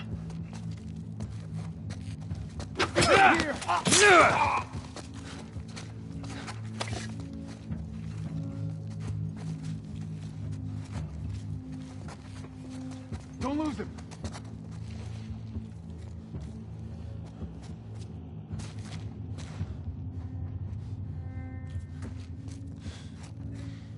I don't see him. Fan out.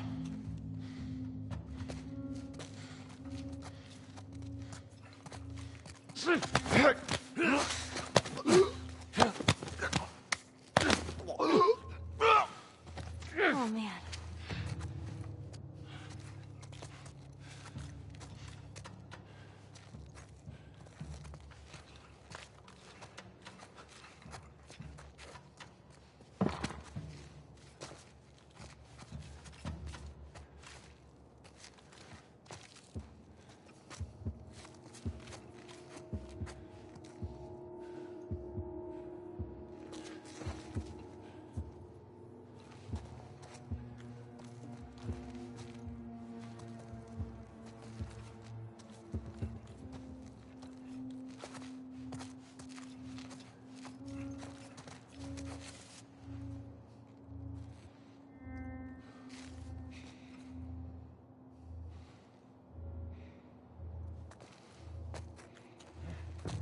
There! Behind the shelf!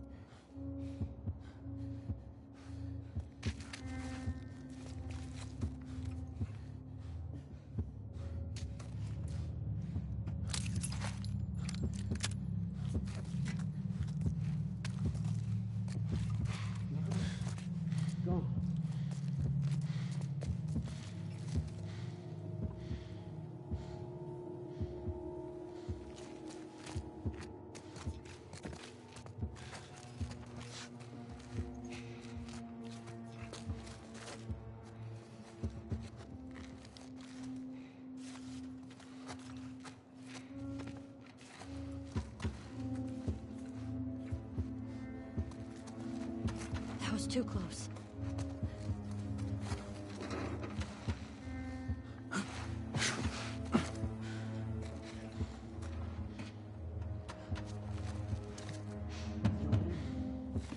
don't see him. Keep looking.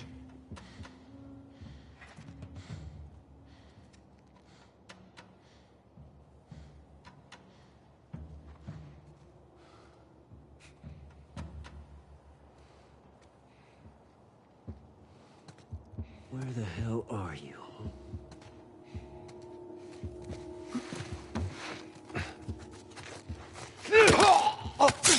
Right here! Oh,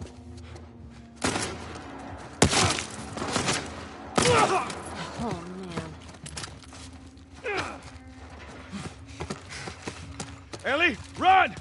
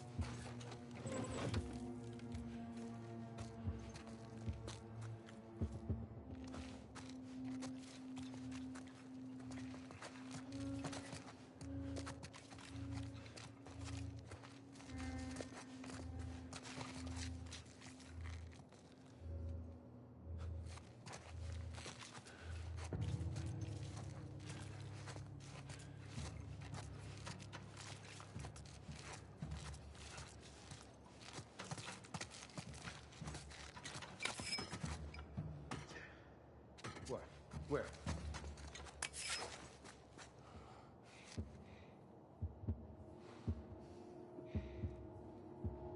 I don't see anything.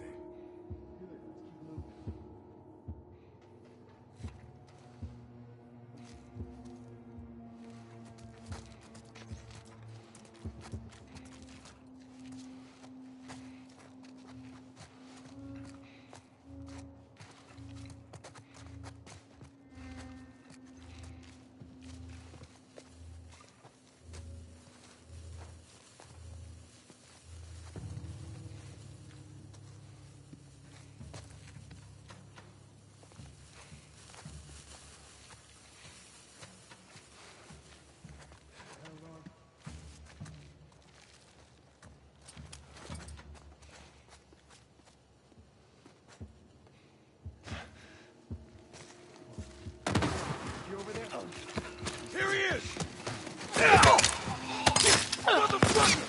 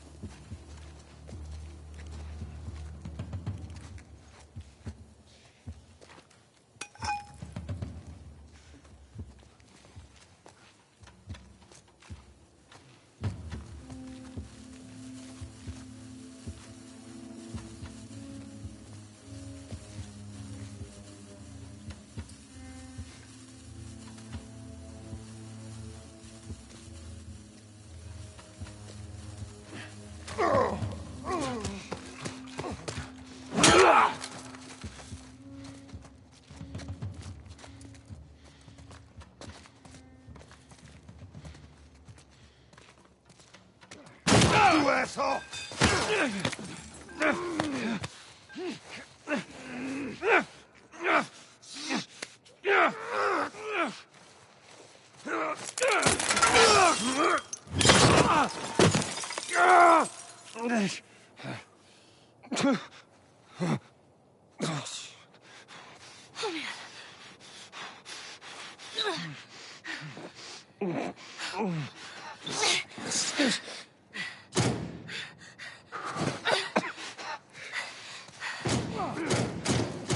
What do you want me to do? Move. What? Move! Pay for that, asshole! Oh, man. Joel? Oh. I'm gonna need you to pull. Okay. Wait, you ready? 1, 2, 3. Here. Let's get to the damn horse. Okay.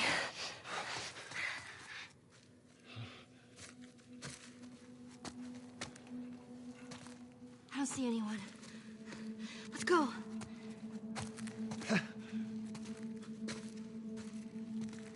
Joel? How are we doing? I'm fine.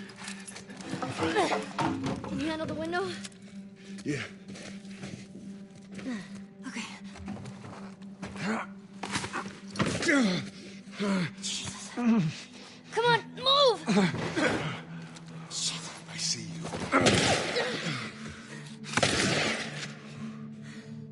Come on, man. All right. Just stay here. I'm gonna flank this asshole. Elliot. Those were my friends you killed, asshole. Come on out. You want to do this the hard way?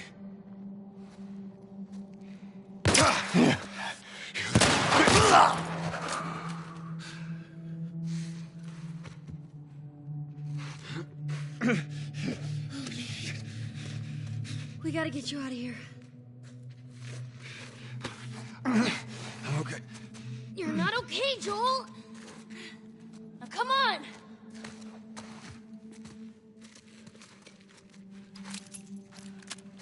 Move it!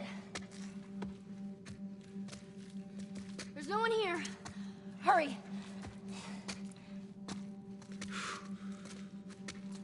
You're doing good. Just keep at it. I'm coming. Through these double doors. Oh, man. Here, lean on me. No.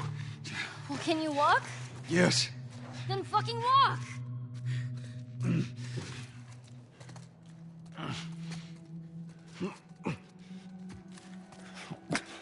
Come on. There's the exit. Just a little bit more, come on.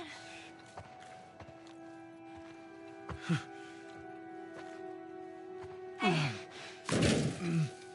Joel? Behind you. What?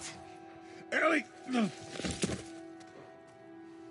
The kid's got a gun! Back. Watch out! Hey! Oh, shit. Oh, shit. You little shit! Oh.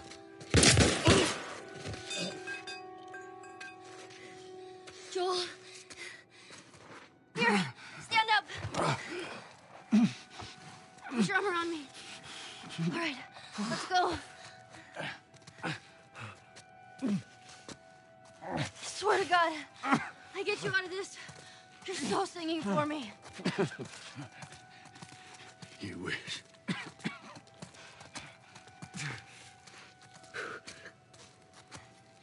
Wait here.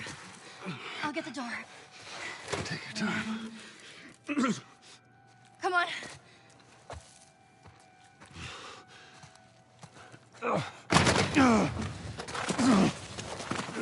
Fuck. Oh, shit! Come on. Just get the horse. All right.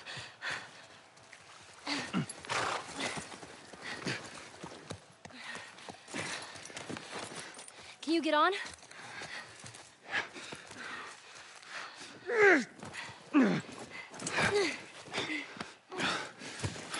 Come on.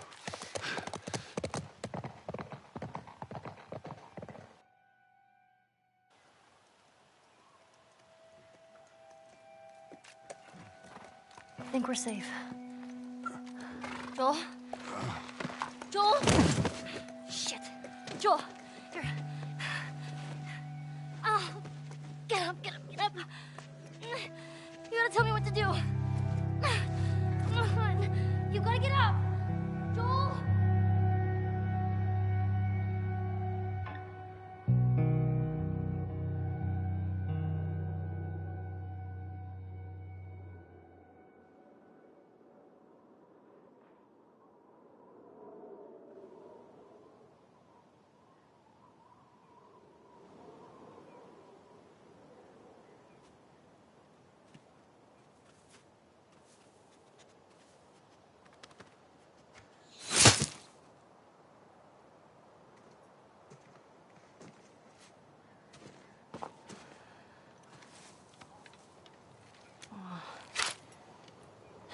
This won't last very long.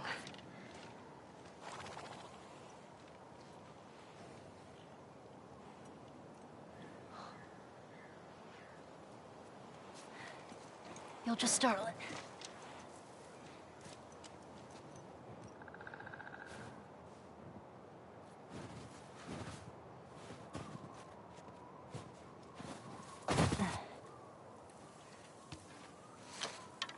Where'd you go?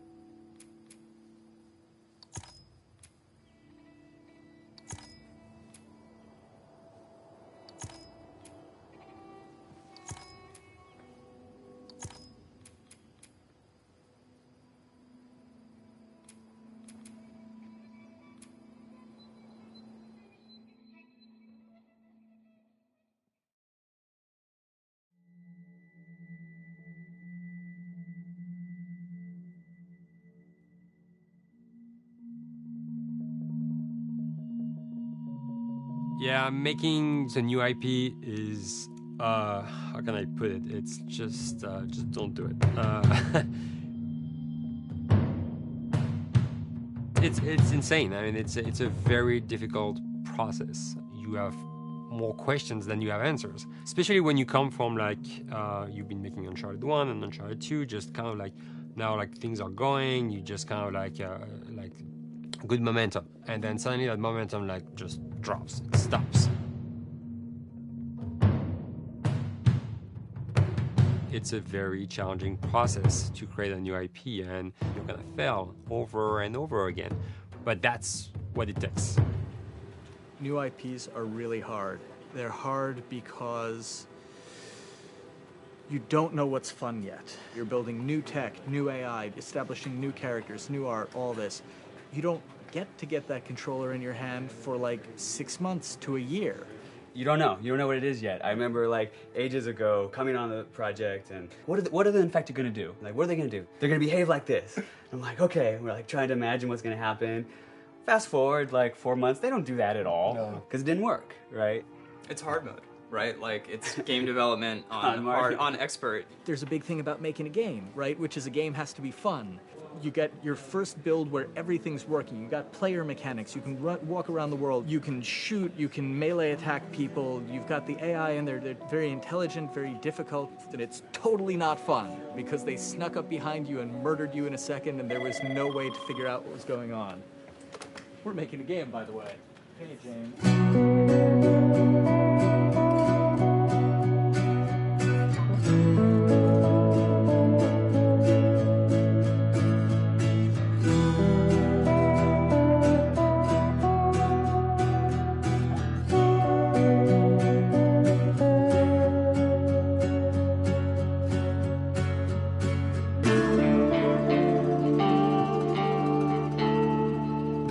Grown quite a bit since I started. I think I was the 12th employee or something back when we got started, but we've tried to stay true to those smaller studio roots. I've been here for 16 years. There's just no reason to leave. I just like the environment here. It's very non-corporate. I think the way we work on Naughty Dog is kind of special because we don't really like hierarchy or bureaucracy, and no one is really just a manager here. Naughty Dog has a very flat structure. We pretty much all report to the co-presidents and the game directors. I always tell people when we hire them, just like, my job is going to be able to trust you. And that's what I want. I want just to give you something and you go with it, and I know it's going to get done. We believe in iteration, we believe in collaboration, and we believe in the people making the game working directly with each other. When we have designers and artists, animators all mixed up, anybody that's working on the same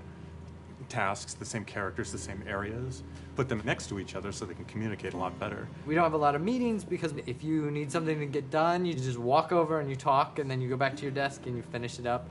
And I really like that. I like when I just walk in the office and I see just designers talking with the programmers or programmers over the animators and talking to them. I think that's when really the magic happens. Naughty Dog, we really try to cultivate a culture where anybody can criticize anybody else's work. And we encourage people to be blunt about it and not try to sugarcoat it too much. It takes too long to be nice sometimes.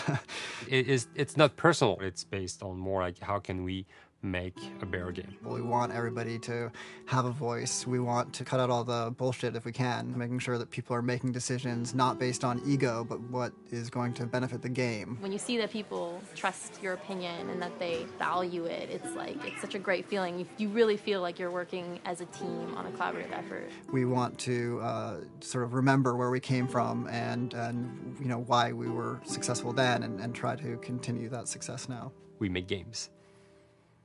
That's what we like to do. Back when Uncharted 2 wrapped up and we decided that we were going to build this second team and create a new project, we kicked around a lot of ideas. One of the very earliest ideas was to go back to Jak and Daxter. It's really near and dear to us. We really love those characters in that universe, and we think that there are some interesting stories still to be told there. We started to realize that it was not going to do justice to the franchise that the fans had fallen in love with. It would be shifting it so far in a new direction that we felt that effort would be more justified in developing a new IP.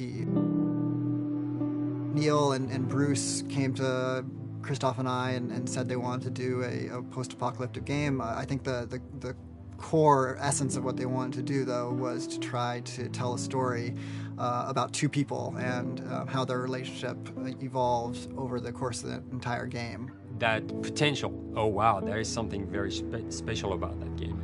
This is going to be polished. Like, you're not sure if it's going to work or not, and you have doubts. And like, should we be doing a game like that? Should we be doing a first-person shooter? Whatever. Like, you ask yourselves all those questions. And the creative director and the game director are the core of the team that have to really see eye to eye. That's why you have that balance between like Bruce and Neil, and Neil's gonna try to push just the story and the characters, and Bruce is going to try to push that with just the gameplay as well. And so it's kind of like those guys are just trying always to find the right balance between the two. It's a very delicate process.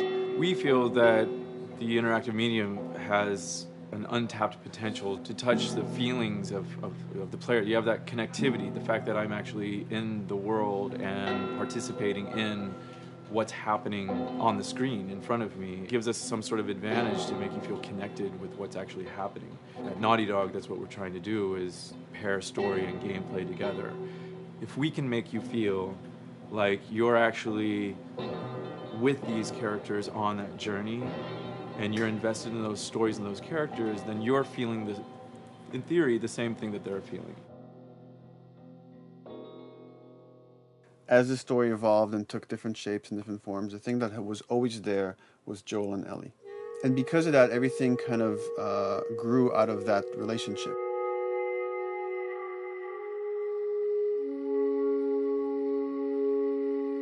We've seen kind of that role of the anti-hero change, especially over the last 3 to 5 years, to where before it was like the thick-neck mercenary kind of guy. For this game specifically, for this story, we needed something new.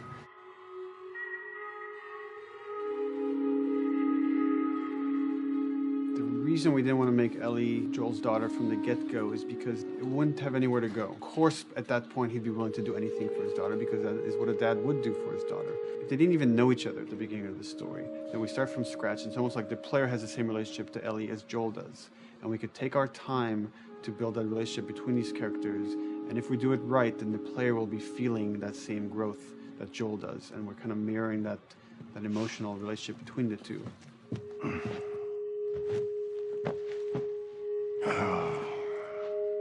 What are you doing? Killing time. Well, what am I supposed to do? I am sure you will figure that out.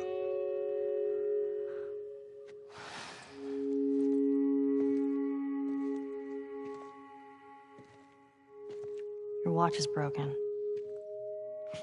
It's exciting that Neil wrote something like this, where he's like, I don't want to make the stereotypical characters. I want to make real people in this crazy situation and these forced to make decisions that are really tough. Like, what would we be like in those situations? I mean, we weren't consciously trying to pick male or female for characters. You just try to pick characters and just be honest with who they are. It almost doesn't matter, right? Joel's daughter could have been Joel's son. Ellie could have been a boy, and Joel might have been Tess. You could have swapped those roles, and I think the story would have still worked. The focus on female strength, it's so unique. You get to see what's so powerful about a woman through all of these female characters, which makes this game wonderful and unique. There's a crew of Fireflies that'll meet you at the Capitol building. That's not exactly close. You're capable.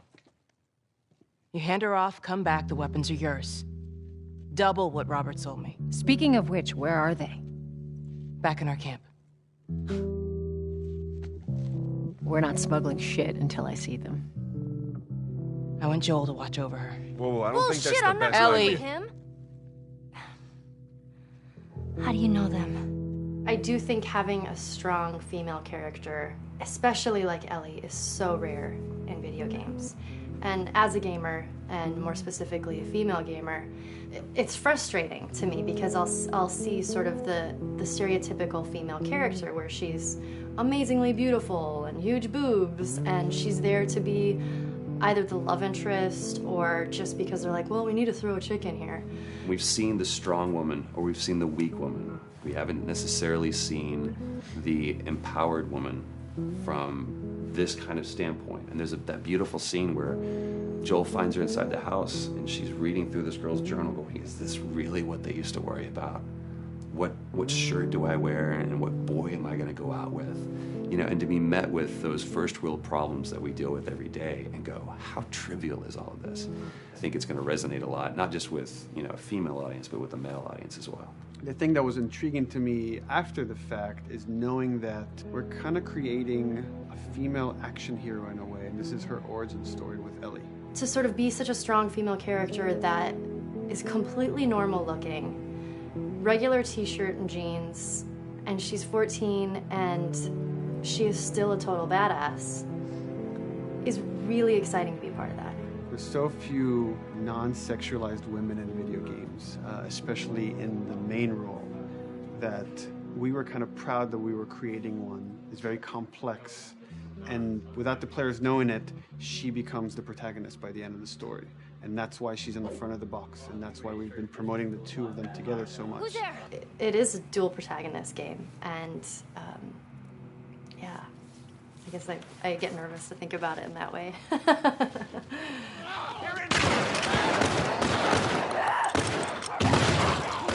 We couldn't talk about it. In fact, in interviews we've been lying about it, saying you never play as Ellie because it was so important for that to be a surprise. Sorry, journalists. Here we go.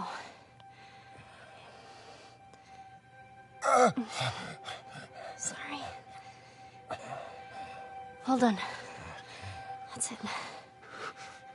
The tone of the game was set pretty early on that we knew that we wanted to make a really grounded story. We knew that we wanted to make the player feel the sense of tension and dread and go through the same emotional roller coaster that Joel and Ellie were going through. One of the things we kind of struggled with is to say, well, if we want to really ground this world and make it so like realistic, maybe we shouldn't have anything that could be perceived as a monster.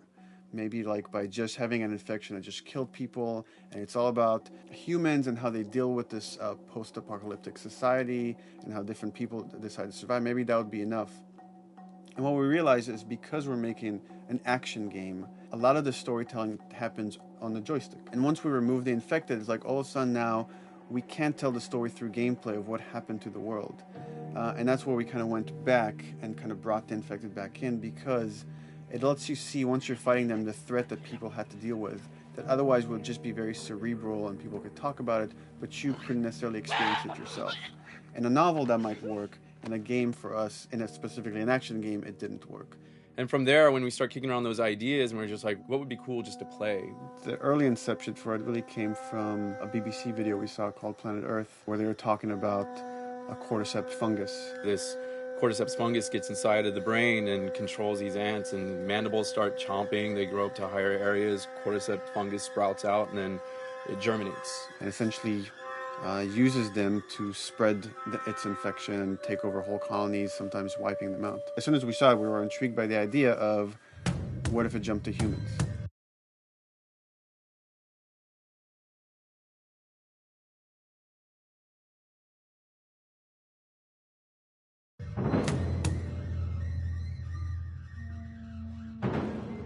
So what would happen? How would people react? What would happen to society? As we're trying to develop the look of the infected, we went through so many different iterations. Some that looked really alien and subhuman, some that looked just essentially like zombies, and we couldn't find like an original place for them. But one of our artists just did this kind of photo mashup where he took a bunch of images of diseases or images of fungal overgrowth, and he kind of mashed it all together and he threw it on this person. It was a very iterative process, making sure that the fungus felt properly integrated, like it was part of the body, growing out of the body. And not just fungus growing on the head, but it's tearing the face apart, cleft down the middle, this gaping maw of a mouth with the crooked teeth. And it's in great agony as its humanity and its brain is still somewhat functioning. Maybe you still have some human cognitive abilities or thought process back here. This isn't some decaying corpse on the ground. This is a living thing that's going to be coming after you in the world. The fungus is always the focal point. So you can see from a distance, oh, this guy's infected. I can tell straight away. In fungus, they have these beautiful saturated colors, and we really like that conscious of this something so horrific that it's going to like stop at nothing. It's relentless force of death, and yet elements of it are beautiful. It's not just about gore. It's not just about everything about it being scary, because to us it's actually scarier when things on it are somewhat benign or somewhat beautiful. It was evident that we were onto something that was quite a bit different and something that we hadn't really seen before, which was eerily human but very disturbing.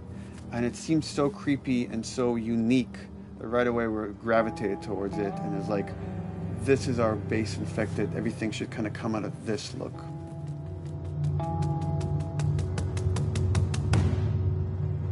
So once we had this idea of the face-splitting kind of look that eventually became what we called the clicker stage.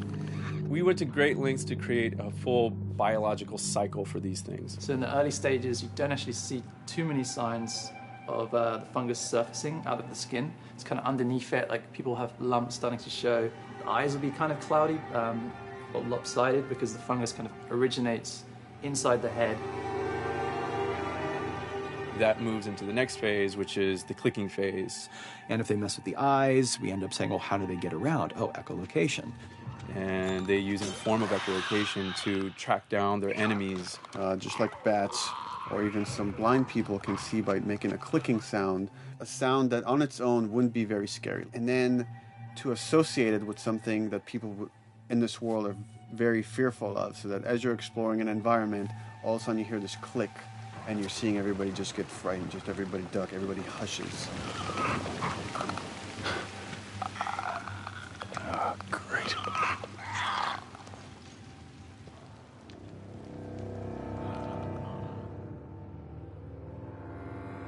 The bloater is the most severe of the stages.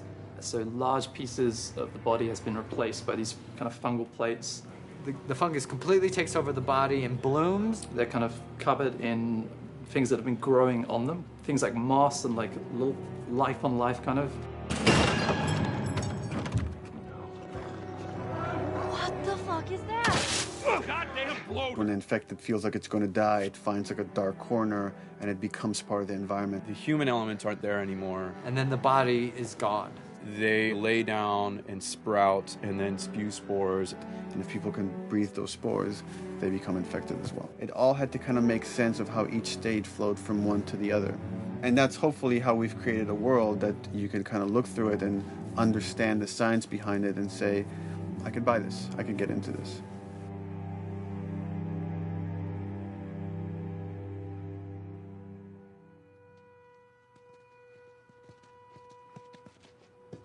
Mandatory evacuation.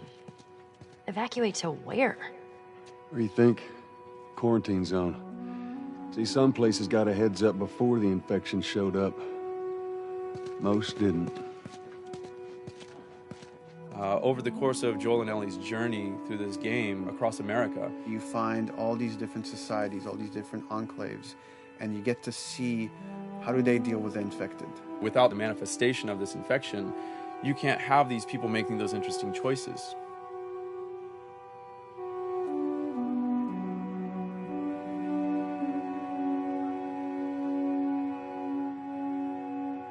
The world we decided was actually its own character, really grounded with a lot of texture. What happens, after 20 years of the fall of man, when no one's taking care of anything? This book called The World Without Us describes in detail how much fighting on a day-to-day basis we have to do to keep nature back. And once you stop doing that, how quickly nature can reclaim that. As they talk about New York, and how every day they pump water out of the subway system. That system breaks down. Within 2 days, the whole city is flooded. And once water gets introduced, then structures collapse pretty quickly. Trees will sprout, and wind will carry those seeds over, and gutters get clogged. And then when it rains, water fills up, and then pretty soon you have vegetation growing over there. And once you have vegetation, concrete breaks pretty easily for when there's a tree and roots breaking through that. Even some of the stuff we did on Uncharted, you know, exploration of how temples were ruined.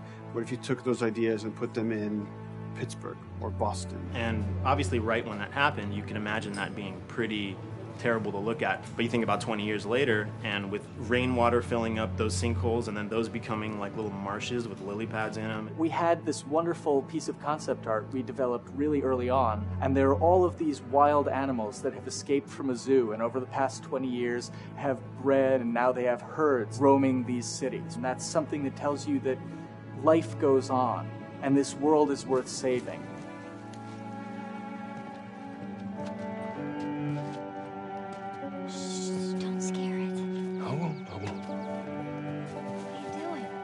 There's something really pretty about nature reclaiming its domain once we are gone. So fucking cool. We have another level of OCD of the logic goes into some of these environments. Water damage seeps into them, that creates some little moss growing on the floor, or a tree radiates energy from its base, and that over time starts to melt the snow around, and that's the reason why you'd see those like rings of leaves showing through in the snow. That gives it that extra, you know, believability. This is pitch art. I'll try to start with an idea that conveys sort of the feel of the environment. Something like this, very brushstrokey, very painterly. You can see not a lot of detail, just energy and conveying a mood. This is sort of just a conversation starter, and then this would be more of an actual space. So you start talking about, is this too tight of a space right here? Would the player even fit through there? Do we even want to include water? Those are conversations you start having a little bit later. And then it usually needs several more passes back and forth in order to be tightened up to be the experience that you would see in the final product. So, dude, I was actually trying to figure out right here, there should probably be some dead foliage. It might be cool to see some of the dead stuff around the edges of the green, or like even spilling out into the street. Maybe what we do is, in some of these areas, we use it as like a transition from the actual concrete to the side of the building, so like they're almost sitting on top of a bed of dead foliage, like that really rich kind of like orangey brown color. Sienna or something would be nice. Something real cheddary. That's how you know you're done. The end product often ends up being stronger because that bouncing back off somebody else gives you a result that maybe you wouldn't have even thought of in the first place. All right, here's the bridge. That's our way out of here. As far as concept art goes, definitely the ultimate goal is just helping everybody as much as possible. Me and the background artist will work together. I'll often just go to them because they've got like a really, really good like visual imagination. At some point, you came in almost like flat on. So that's kind of good because the bus station is right in your peripheral view, and you're probably going to enter the bus station. You're probably not going to get lost. But it doesn't at all utilize this cool architecture here, like the bus station sign. Like that's a really distinctive silhouette, and it's a really interesting sort of architectural detail. So we changed the entrance. Look at that. Another city, another abandoned quarantine zone. I think it's a better composition anyway. It's not so like symmetrical. And I think that was done so that this sign read better. If you didn't see the word bus on it, you might not know it's a bus station. So I think that helps. Everything we're doing in the environments is relating back to what you should be feeling in the story or what's happening to these characters. Was that everything you hoped for? Jury's still out. But man, can't deny that view. Come on, this way. When we first came up with Ellie and Joel, we had this idea in our heads of who they would be, but we didn't necessarily know the voice. It took us a while to find our Joel, but for Ellie, I think Ashley was the second or third candidate to walk in, and right away we knew. Yeah, you know Why what? are you so scared all of a sudden? Because I'm a coward, okay? So just get your shit and let's get out of here. Damn it. I'm not like her, you know. What? You think I'm gonna end up like your daughter? The way she delivered the lines, the way she just embodied that character is like, that's Ellie, there's no question about it. I saw the character artwork and I related to her a lot. I mean, she's kind of a tomboy and she's kind of tough, and I mean, obviously I'm not 14, and I think that's the main difference between the two of us. I read the scenes and I was like, I need to play this part. You want to be my hero? Forget the whole bit about saving my life. Buy me a stack of these bad boys instead. Where'd you get that? Back at Bill's. I mean, all this stuff was just lying around. And then once we had her, we said, okay, well, we're going to do another round, and we're going to have Ashley this time in the casting sessions. The chemistry of these two characters was imperative to get right. Troy was a really interesting casting for Joel because when you see Troy, he doesn't look like Joel at all. You know, he's so handsome and he had like, you know, the frosty hair and totally looked like Final Fantasy. And so I'm like, yeah, I don't know. He's like this tall, pretty. It didn't seem right. I walked into the room fully aware that I was the youngest person that they were seeing for this role. And it was a line that was in the audition side that says that Joel has few moral lines left to cross. And so that became the anchor point to the character. But then as soon as he spoke, and he had the grit in his voice. Warm, yet kind of dangerous. And his movement is just like, you bought into it. Why are you so scared all of a sudden? Because I'm a big coward, okay? Now pack up your shit and let's go. God damn it. I'm not her, you know. What? You think I'm gonna end up like your daughter? Lily, you are treading on some very thin ice right now. It was Ellie and Joel. after he read, it was just like that was it. I've done some video games in the past, but to be handed the mantle of a franchise like this was a pretty big honor. Is she alive? She's alive. She's David's newest pet. Ah! Where? In the town. She's in the town. You mark it on the map. It better be the same exact spot your buddy points to. Neil pulled me aside one day, and he said, I have some ideas. And as you're well aware, Neil is a little twisted. He came up with this character, and, I just jumped at it. It was such a departure from everything I've done here for Naughty Dog, to say the least. Name's David. This here's my friend James. We're from a larger group. Women, children. They're all very, very hungry. To be able to put on a voice that, hopefully a lot of people won't know, won't notice that it's even me. Because we didn't want it to be Drake. Drake eating people, that's a whole nother game. How did you put it? Tiny pieces. See you tomorrow, Ellie. Certain voices that I can do wouldn't fit the David's artwork, but he showed me the art, and I said maybe it's something like this, where everything's, it's very quiet, and just, he's not really sure, and the voice can break a little. And he just looked and goes, yeah, that's it. So I'd love to tell you we hashed it over and we talked. No, it just, I looked at the picture and I tried something. He said, yeah. A few weeks back, I sent a group of men out a nearby town to look for food. Only a few came back. And turns out that the others had been slaughtered by a crazy man. And get this, he was with a little girl. You see, everything happens for a reason. Claire.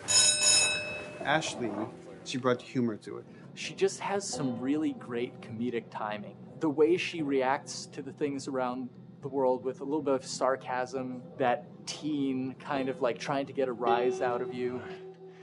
Now watch your step as you're going out, because it's going to be a little...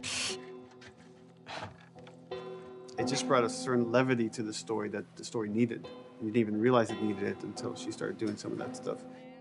Oh, I'm sure your friend will be missing this tonight. Mm-hmm.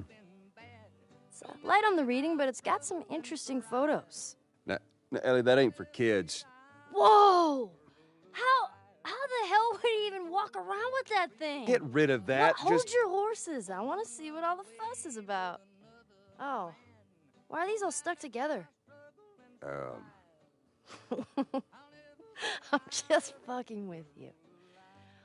Bye-bye, dude.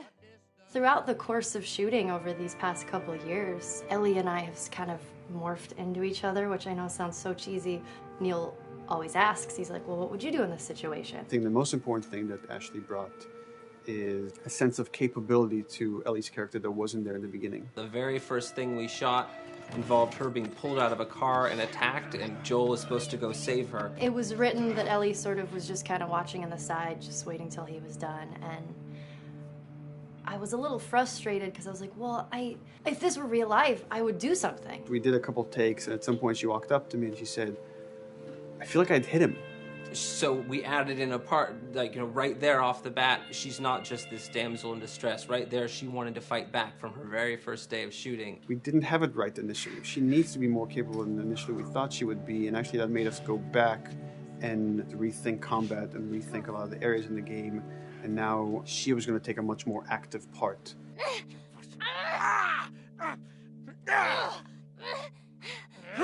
Anything that requires, a lot of body movement, we do with the actors on the mocap stage. And we try as much as possible to use our actual principal actors, use their body motion as well as their voice. We capture it all at once there on the stage. Having the actors perform as well as being recorded at the same time was imperative to get an accurate performance. Because every time you split up the performance in any way, you lose some of that magic where they did a gesture or they delivered the line a certain way.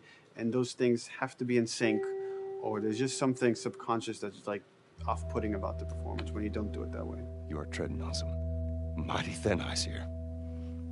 I'm sorry about your daughter, Joel, but I have lost people too. You have no idea what loss is. Everyone I have cared for has either died or left me. Everyone fucking except for you. So don't tell me that I would be safer with someone else, because the truth is I would just be more scared. It gives you the most authentic, most realistic performance, because you're actually there, not just making your own choices, but making your own choices based on the other people that are involved in that scene. And so you get this truly natural approach to things, and it shows up. It's like theater in the round. You can do anything from any angle, and the smallest, most subtle thing we'll be able to pick up. There's no place to hide. So you have to be as prepared as possible, because you have no idea which moments they're going to use. There are these little improv moments and, little nuances that you get that probably isn't scripted, that just comes out of play, while they're performing. That mistake that is just blossomed into a really good idea. Did we improv on The Last of Us? Yes. Yes, we did. Doing this was a whole lot like being 5 playing in the backyard with a stick, and this is my machine gun, and and a pine cone is my hand grenade. It's all your imagination. I'm doing the exact same shit that I did 45 years ago. I just get paid for it now. We square. We're square. And get the fuck out of my town. I don't do a lot of voiceover work, so for me it was nice to be able to work off of your other actors. I can't imagine it working any other way. I'd never done mocap before. I didn't know what to expect. The suits were crazy. Yeah, the suit gave me wedgies. Like, deep wedgies that I had to pick out with my middle finger. Too much information. Just how damn sexy I look in a motion capture suit. I look like 10-pound of sausage in a 5-pound casing in that thing, man. Once you get past the fact that like everybody else and you look like weird clown people with these little dots and stuff, once you like give over to that, it really was pretty easy to make it just feel like you're in the moment and in the scene. So everyone that was on this is a slam dunk. This isn't just another gig to them. And that creates a really cool energy for people to really start experimenting and playing jazz. Floor is yours. And action.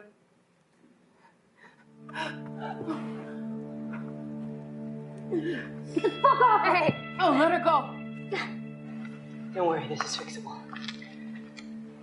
But I can't come with you. Well, then I'm staying. Ellie, I want Joel to watch over her. Oh, no. Bullshit, I'm Ellie! going with Going him. to. I could just take her to the North Tunnel and wait for me there. Jesus Christ. Just cargo, Joel. How do you know them? We craft the scene out until it has a good feel, and then we pass it off to animation to clean it up. Real life motions don't necessarily always translate into gameplay. There's something that's usually missing, so we have to, maybe enhance the gesture or enhance the shoulder movements or a breath that you want to be able to feel, but you don't really see it, so you can't really feel it unless you see it. Is everything all right? Yeah, everything's fine. I could have him lean in here a little bit more, like this, take his hand down. When they're on stage, they don't necessarily have windows, so that weight of really pushing and leaning in, it's something that we would have to accentuate. Give him a little bit more weight on that turn, or put his head down a little bit more. There's a lot of dialogue that gets said between the two characters. We have to bring that alive through animation, and we have what we're using as gestures. Why would they mow down all these people? Can't let everyone in. If you turned off the sound, you'd know that they were talking to each other. And that really helps accentuate the relationship that the two have together. We have certain animations that play in the beginning of the game on Ellie. She's traveling with Joel, who she doesn't really know. There's a lot of gestures to make her look nervous, just her overall stance. Later on in the game, they develop a relationship through the animation, not just the dialogue. You can see that she's more comfortable around him. If that reads well with the player, then, we're doing our job.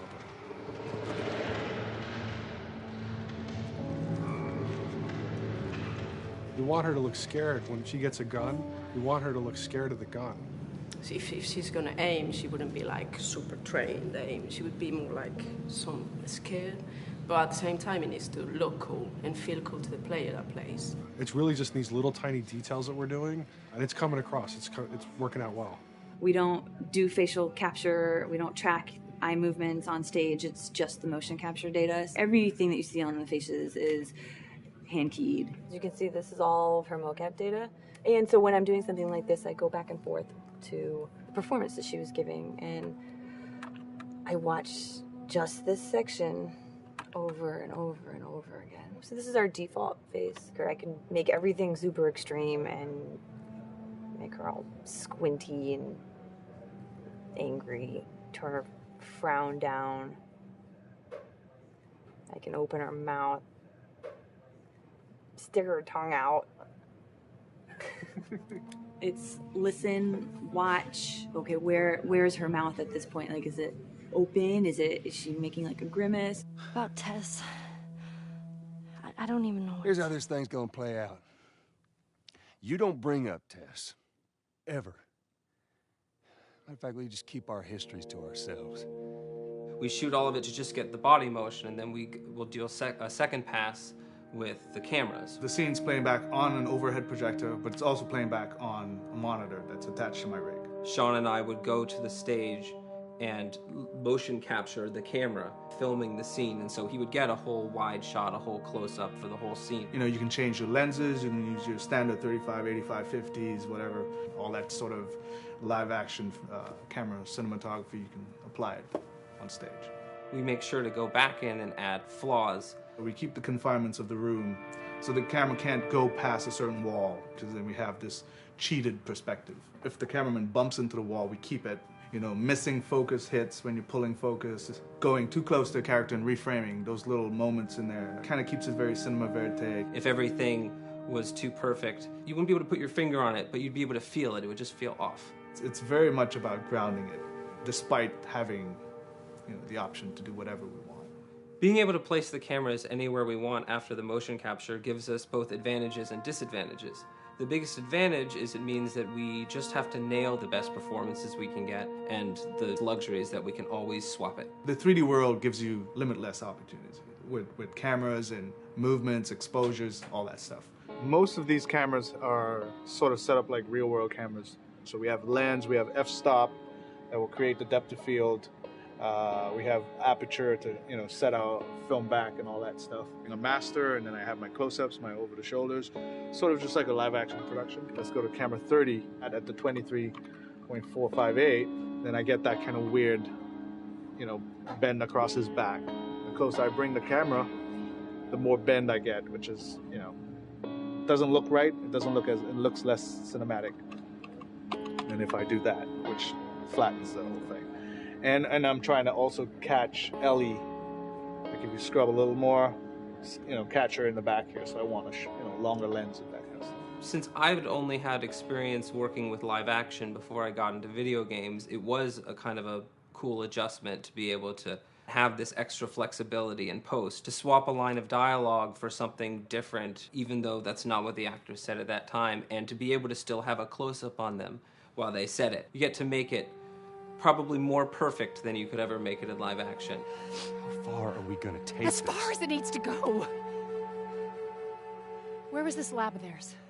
Because our actors are both the voice and their body, they get to play, they get to try things, they get to work with our director to kind of come up with new ideas, or even our director will have a new idea on the spot that wasn't there in the script, but realizing when he sees it, oh, well, this would actually be better, this might feel better. And those changes all just happen organically there on the set.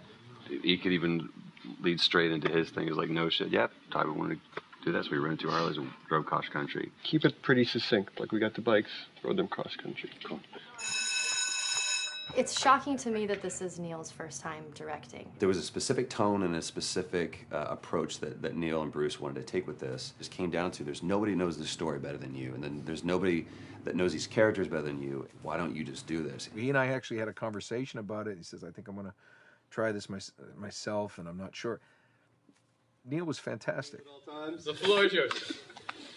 Okay, so remember, you've been running away from this turret-mounted truck. If you come to this dead end, you're going to look up and see a potential way out. And action. Check it out.